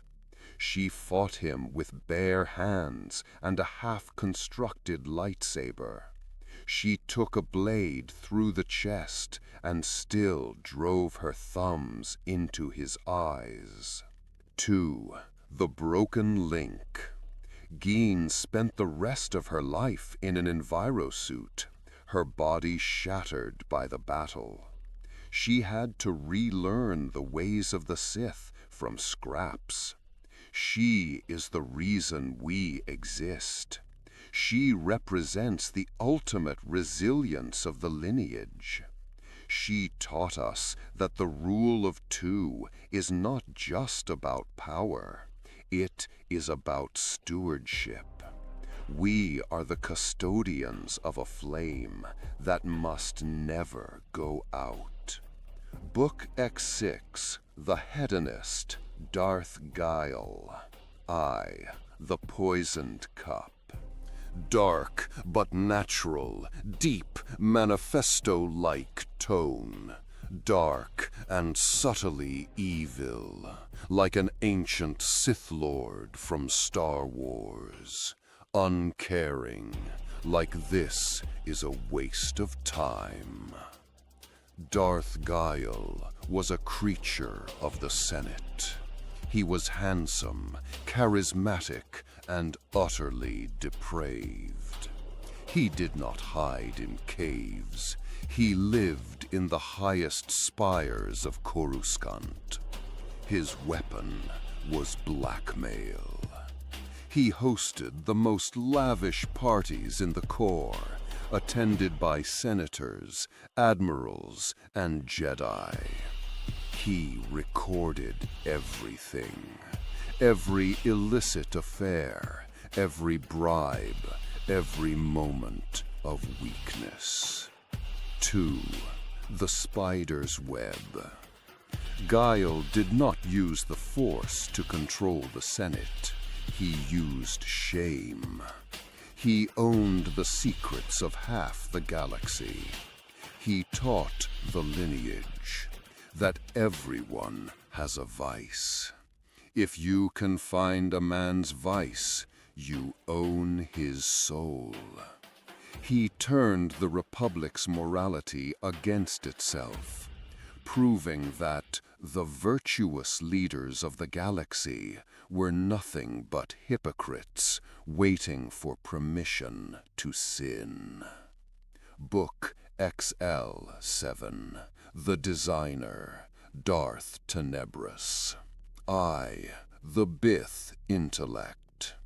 Darth Tenebris possessed a mind that operated on a plane beyond most organic beings. He saw the galaxy as a complex machine. He calculated the grand plan down to the decimal point. He predicted the rise of the Chosen One, the fall of the corporations, and the inevitability of the Clone Wars, not through prophecy, but through statistical analysis. 2. The Maxichlorians. Tenebris sought to engineer the Force itself. He identified the Maxichlorians, the hypothetical consciousness of the Force. He sought to infect the Force with a virus of his own design, to prevent the Jedi from sensing the growing darkness. Though he was eventually outmaneuvered by his apprentice, as is the way, his designs laid the blueprint for the final victory. He built the ship. His successor merely took the helm. Book XL-48, The Nameless, The Interstitial Lords. The gaps in history. There are gaps in the timeline, periods of 50 or 60 years where the Jedi record shows nothing. No dark side incidents, no mystery attackers. These are the reigns of the Nameless, the lords who did absolutely nothing but train. 2. The discipline of silence. To have the power of a god and do nothing is the hardest test of all. These lords spent their entire lives perfecting a single technique, or hoarding credits, or simply waiting. They sacrificed the satisfaction of action for the purity of the plan. They are the mortar between the bricks. Without them, the wall would have crumbled. They prove that patience is the sharpest blade of all. End of Volume 8. Archival note. Data corruption eating remaining sectors. Recovering Volume 9. Jedi Archive Restricted Access. Level 10 Catalog ID 88-Descendant Volume 9. Artifact The Rule of Two Volume 9 The Architecture of Fear. Origin recovered from a derelict automated dreadnought adrift in the unknown regions. Attributed to Darth, Grand Admiral of the Sith. Archivist note. Volume 9 details the Tarkin Doctrine centuries before Tarkin was born. It outlines the transition from a hidden order to a galactic empire ruled by the threat of overwhelming force. It contains theoretical schematics for planetary-scale weaponry. Preface: The Calculus of Obedience. Why do beings obey laws? Is it out of respect? Is it out of love? No. These are fragile motivations. They shatter under pressure. The only universal motivator is fear. Fear is the oldest emotion. It is hardwired into the brainstem of every sentient creature in the galaxy. To rule the galaxy, the Sith must become the architect of its nightmares.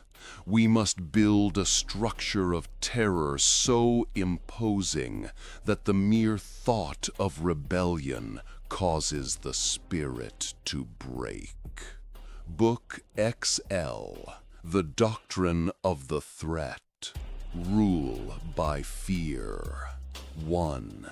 The Economy of Violence. It is inefficient to kill everyone who opposes you. It wastes ammunition. It wastes labor. True power is not the act of destruction. It is the threat of destruction. If you destroy a city, you have a pile of rubble. If you threaten to destroy a city and the people believe you, you have a city of slaves who will work twice as hard to keep you happy. 2. The visibility of power. For 1,000 years we have hidden, but when the time comes to rule, we must be visible. Our power must be undeniable. We must build ships that block out the sun. We must build stations that look like moons. The galaxy must look up at the sky and feel small. The architecture of the Empire must scream dominance. A Star Destroyer is not just a warship. It is a psychological weapon designed to crush hope before a single turbolaser is fired. Book L, The Planet Killers, Superweapon Theory. 1. The Ultimate Silence. The lightsaber is a duelist's weapon. It kills one man. The Sith require weapons that kill worlds. The ancient Sith built the mass shadow generator. Bane used the thought bomb. These were crude, but the intent was pure. To silence 1 billion voices in a single instant. We must perfect this technology. We must build a weapon that can crack a planetary crust as easily as an egg. This is not for war. It is for order. If a planet rebels, it is not conquered. It is removed. The example will keep 1,000 other systems in line. 2. The Kyber amplification. The Jedi use Kyber crystals for their little swords. They do not understand the crystal's true potential. A giant Kyber crystal, properly stimulated, produces energy output comparable to a star. If we can harness this energy, if we can bleed a crystal the size of a building, we can create a laser that ignores shields, ignores armor, and ignores hope. Book Li, The Plague of the Mind, Biological Terror. 1. The Targeted Culling. Blasters are messy. Viruses are clean. Our alchemists have been working on pathogens that target specific genetic markers. A virus that kills only Wookiees. A plague that affects only those with high midichlorian counts. This is the silent knife. We can purge a species or a political faction without ever landing a trooper. We can hold an entire planet hostage with a vial of blue liquid. 2. The fear of the invisible. The psychological impact of a plague is far greater than an invasion. You can shoot a stormtrooper. You cannot shoot a fever.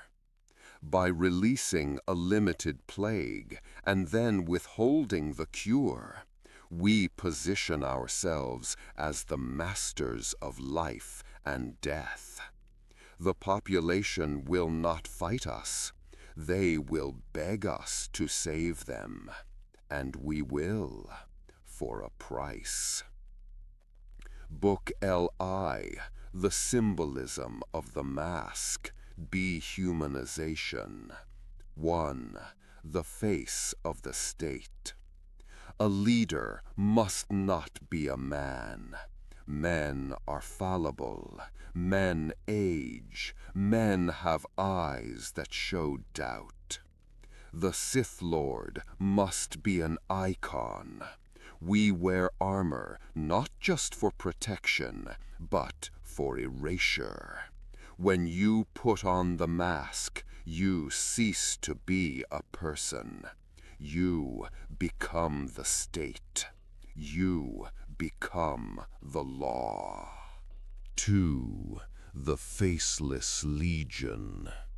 This principle applies to our armies. The clone troopers and the stormtroopers that will follow must be faceless. White armor, black lenses, identical. When a citizen looks at a stormtrooper, they should not see a soldier. They should see a machine. Machines do not feel pity. Machines cannot be bargained with. This dehumanization creates a psychological distance that makes the army terrifyingly effective. Book 33, The Unseen Enemy, Psychological Operations. 1. The Paranoia State. To prevent rebellion, you must destroy trust. We must create a society where everyone is a spy. The child informs on the parent. The neighbor watches the neighbor. We will establish bureaus of loyalty that reward citizens for reporting sedition.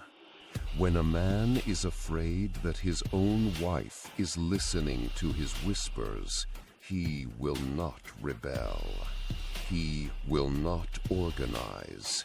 He will stay silent. 2. Gaslighting the galaxy. We will control the news.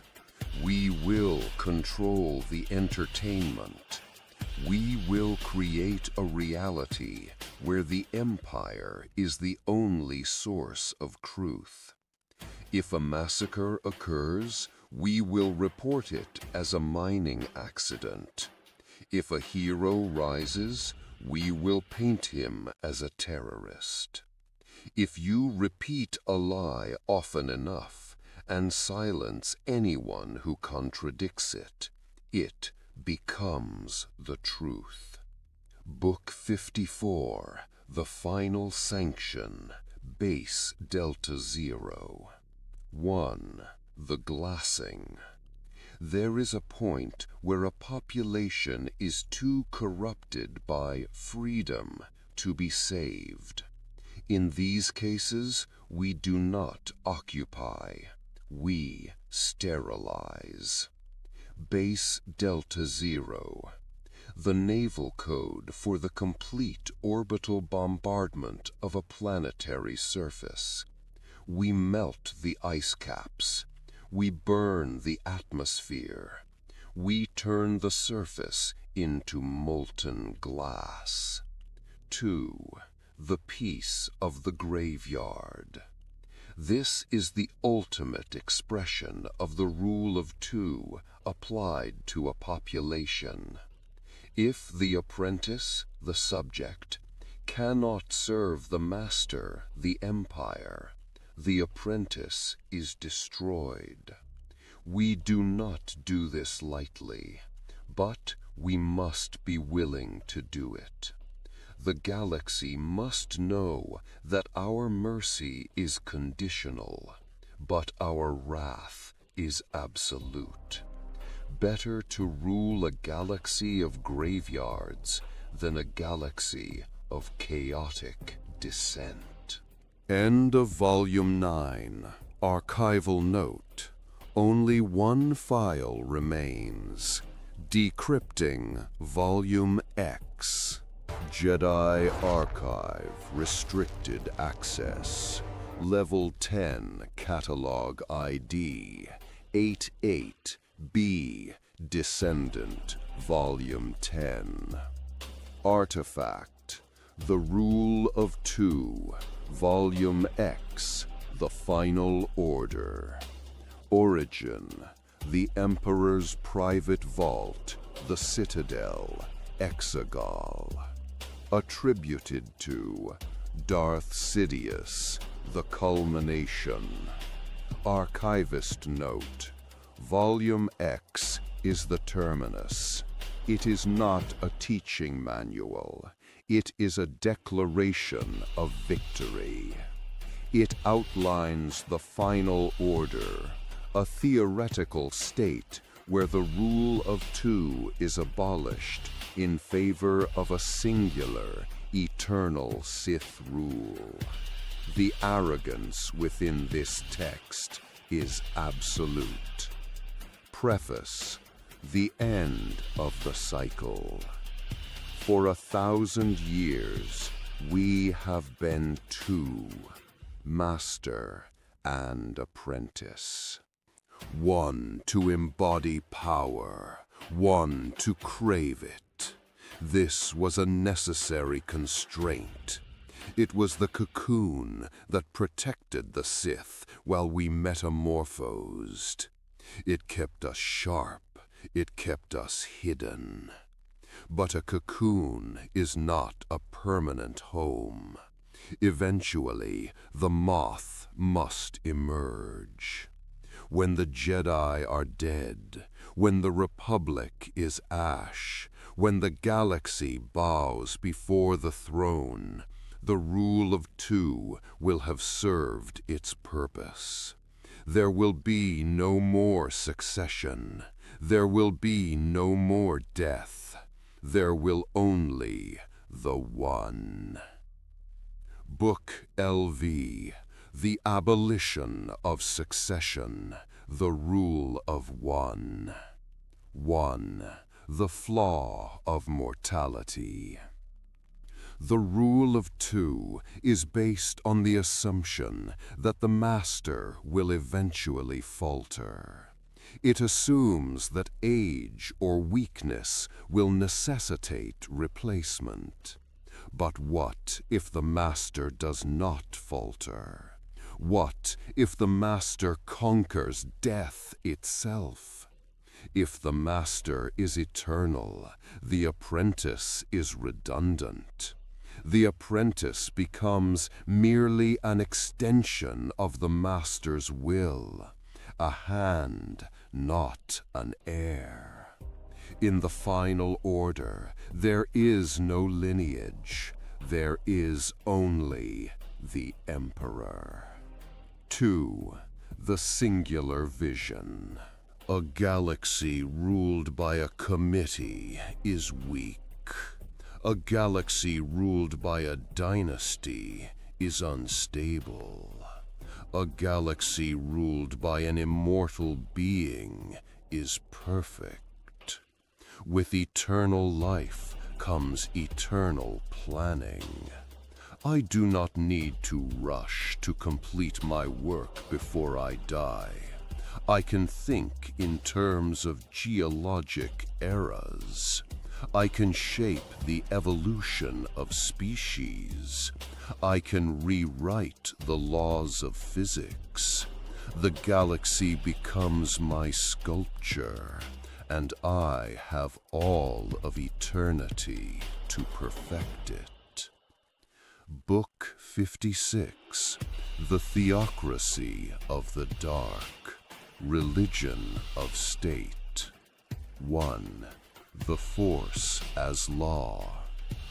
Under the Republic, the Force was a religion for a few thousand monks. Under the Final Order, the Force is the law. We will not hide the dark side. We will build temples to it on every world. We will teach the galaxy that strength is the only virtue, and mercy is a sin. We will rewrite the moral code of civilization. Children will not be taught to share. They will be taught to compete.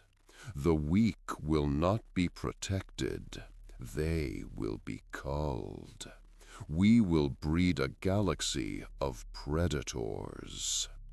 2. The cult of the Emperor. I shall not be a political leader. I shall be a god. The people will not obey me because of taxes or laws. They will obey me because they believe I control the suns. They will believe that to disobey me is to invite cosmic annihilation. My face will be the face of the dark side.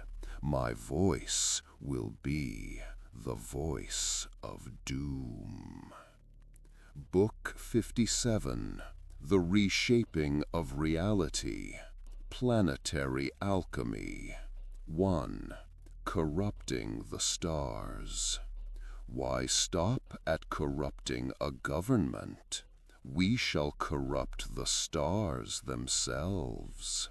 Using the full power of the dark side, amplified by the dyad or the rituals of Exegol, we will darken the suns of rebellious systems. We will warp the hyperspace lanes to isolate our enemies. The galaxy itself will become hostile to those who oppose us. The very air they breathe will taste of despair. 2. The Sith Eternal. We have gathered the loyalists on Exegol. They are not soldiers. They are devotees. They build my fleets not for pay, but for worship. This is the future. A population that does not serve out of fear of pain, but out of religious ecstasy. They love the boot that crushes them. They thank the whip. Book 58, The Dyad, The Power of Two Made One. 1. The Myth Made Flesh. The rule of two was an imitation of a greater truth, the dyad in the Force. Two individuals connected across space and time, sharing a single soul. It is the power of life itself.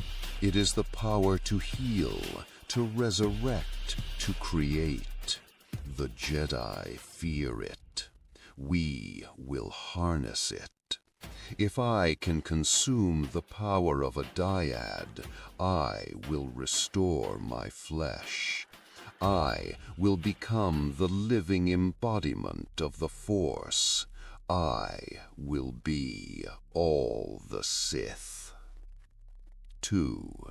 The Final Convergence. When this power is achieved, the fleet will launch. 10,000 planet killers, a legion of Sith troopers. We will not conquer the galaxy system by system. We will strike everywhere at once. In a single day, the free galaxy will cease to exist. Every world will look up and see the shadow of the final order. Book 59, The Final Victory, Totality. 1. The Silence of the Light. The Jedi will be a memory, a myth whispered by fools. We will hunt down the last Force sensitives and give them a choice: serve or die. The light side will not be destroyed. That is impossible, but it will be enslaved. It will exist only as a shadow to cast the darkness into sharper relief. 2. The eternal night. There will be no sunrise. The galaxy will exist in a twilight of my making. Order, security, silence. This is what Bane envisioned when he created the Rule of Two. Not a squabble for power, but a path to the absolute. He planted the seed. I am the harvest. Epilogue to the reader. If you are reading this and you are not me, then I have failed. But I do not fail. Therefore, you are either a phantom of my own mind, or you are about to die. The archives are closed. The lesson is finished. Unlimited power. End of transcription. System failure. Archive. Self-destruct initiated. 5, 4, 3.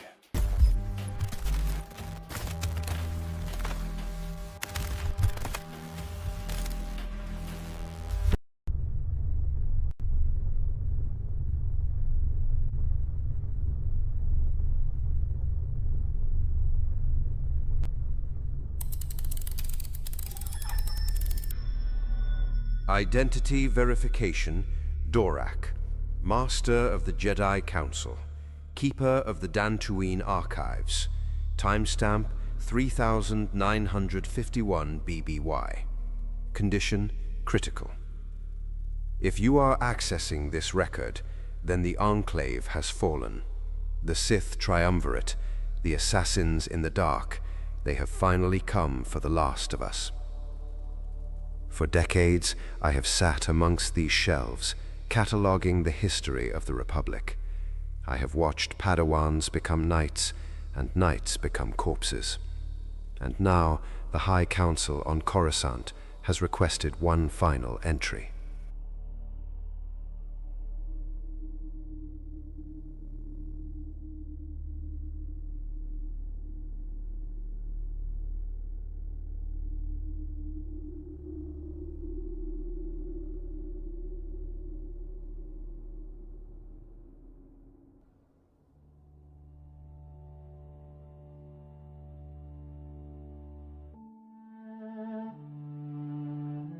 They want the Revan incident closed.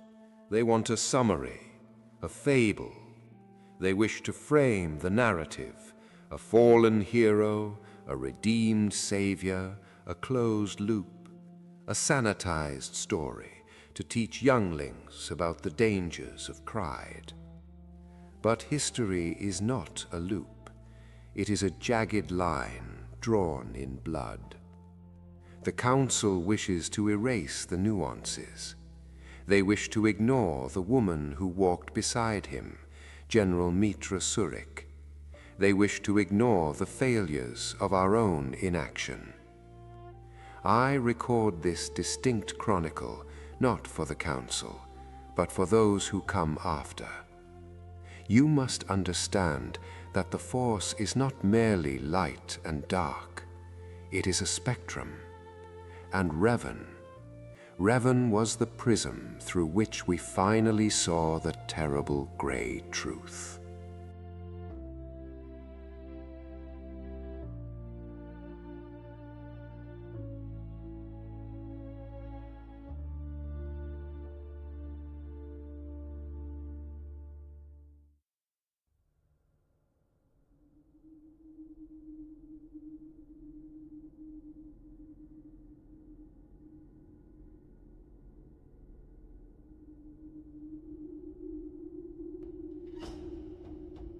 To know Revan, you must first know the fire that forged him, the Mandalorians.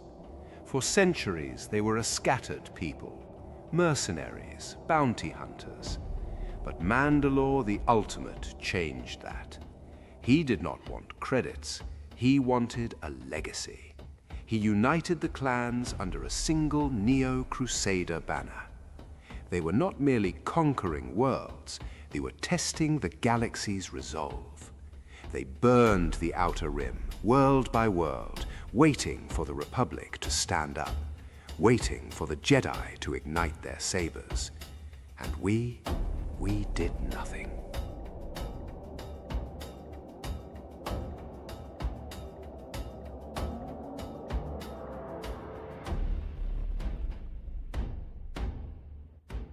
I was there in the chamber when the plea came from the Senate.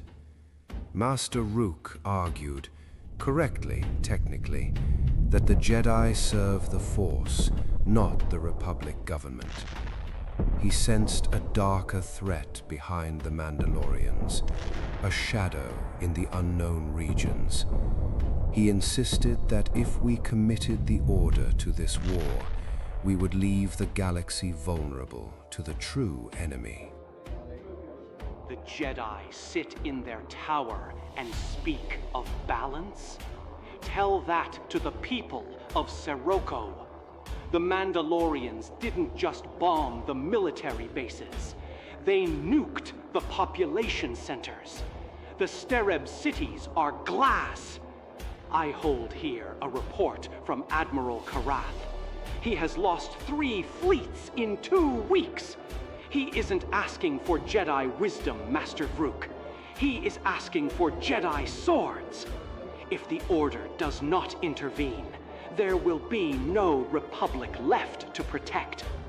You speak of the dark side clouding your vision.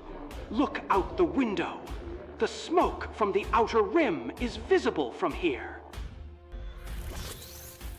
We dismissed Corden as a warmonger. We told ourselves that he was a politician, concerned only with borders and trade routes, while we were concerned with the balance of the cosmos. It is a comforting lie, isn't it, to believe that inaction is a form of purity? But listen to his voice again. That is not greed, that is terror. The Republic looked to us as guardians, not just of the Force, but of them. When we refused to fight, we did not preserve the peace. We merely outsourced the violence to those ill-equipped to handle it.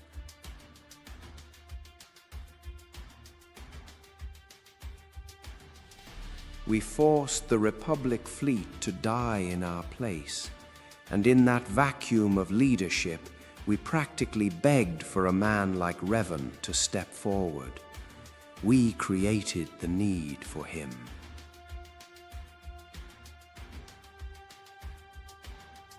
The turning point was Cathar, a world of warrior poets.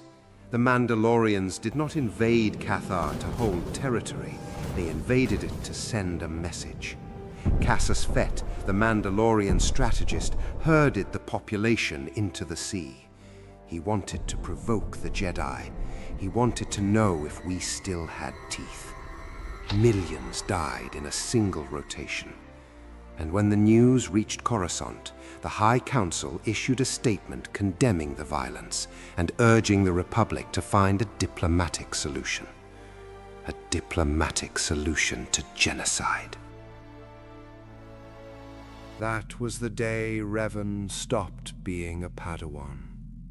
He was a knight then, charismatic, brilliant, perhaps too eager. But he possessed a quality the Masters lacked: empathy.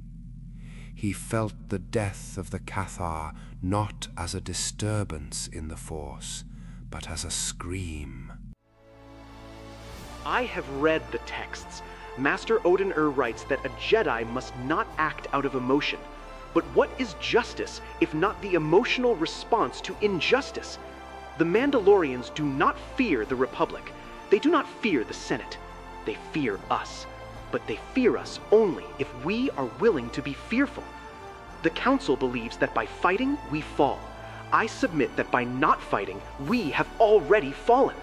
To watch a genocide and do nothing is to be an accomplice.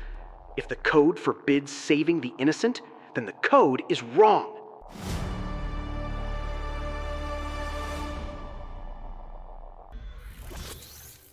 It is a seductive argument. Justice. We all desire justice. To hear a knight speak so passionately about saving lives, it stirs the blood.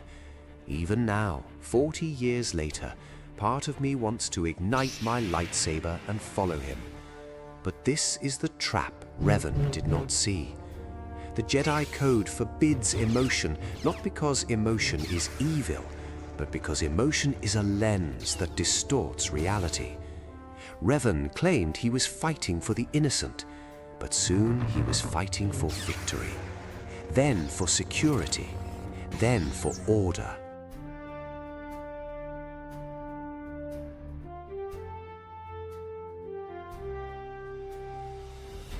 He began to speak, quietly at first, then with the force of a gravity well.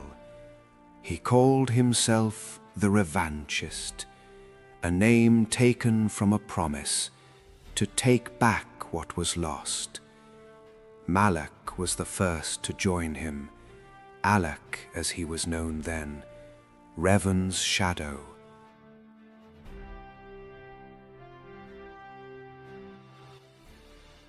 And there was another, Mitra Surik. The Council has tried to erase her from this history, but I will not allow it. She was not a firebrand like Revan. She was a healer, a stabilizer. She joined the Revanchists not because she loved war, but because she could not stand to watch the suffering. Revan led the movement. Surik bound it together.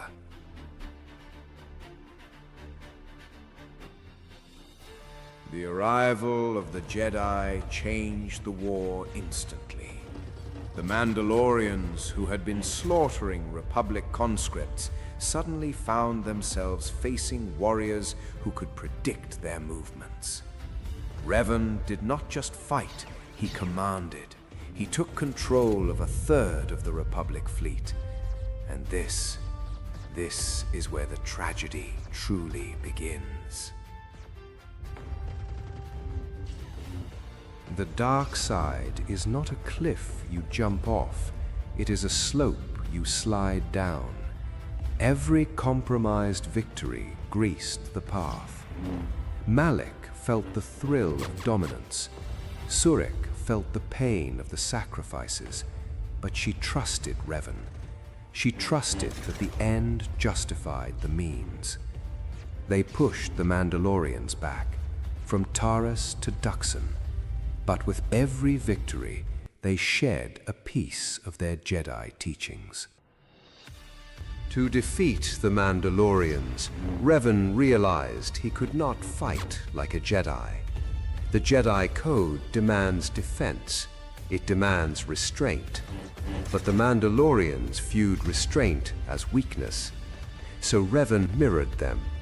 He began to sacrifice troops to secure strategic objectives. He abandoned worlds to save sectors. He became cold. It ended at Malachor V. Revan had cornered the Mandalorian clans. But Revan was not planning a battle. He was planning an execution. Revan had commissioned a weapon, the mass shadow generator. He placed his own fleet, ships filled with Jedi and soldiers who questioned his methods, closest to the planet. He used his own people as bait to draw the Mandalorians in.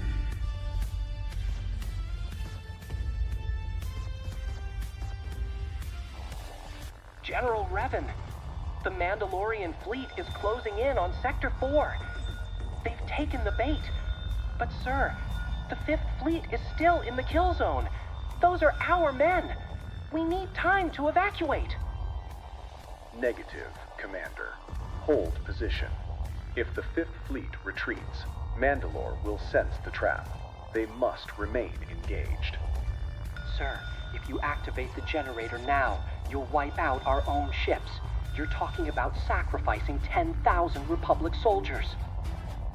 I am talking about ending a war that has killed billions. Hold the line, Commander. That is an order.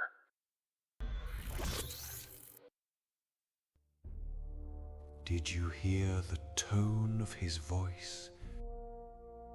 That is what keeps me awake at night.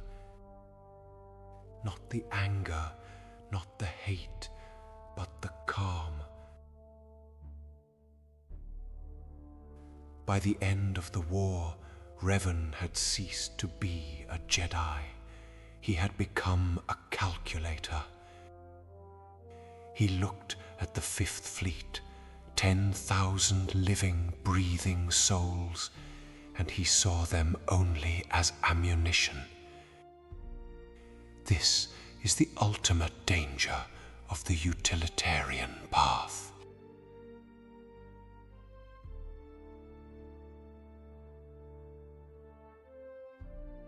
The crust of Malachor V fractured.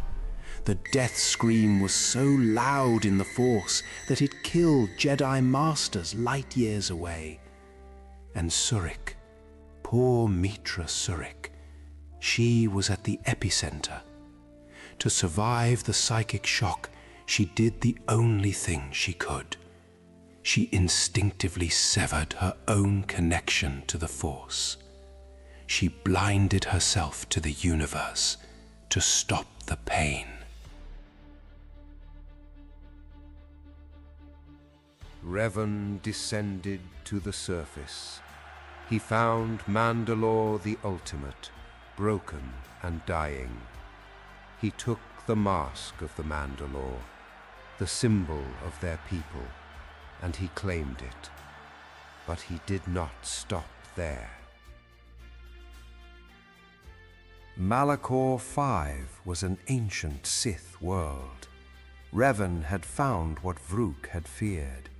He found the teachings of the true Sith. He realized that the Republic was too weak to survive what was coming from the unknown regions. He decided that to save the galaxy, he had to conquer it. He had to forge it into a weapon. They vanished into the unknown regions, claiming to hunt the remnants of the Mandalorians. The revanchist died on Malachor. Darth Revan was born from the ashes.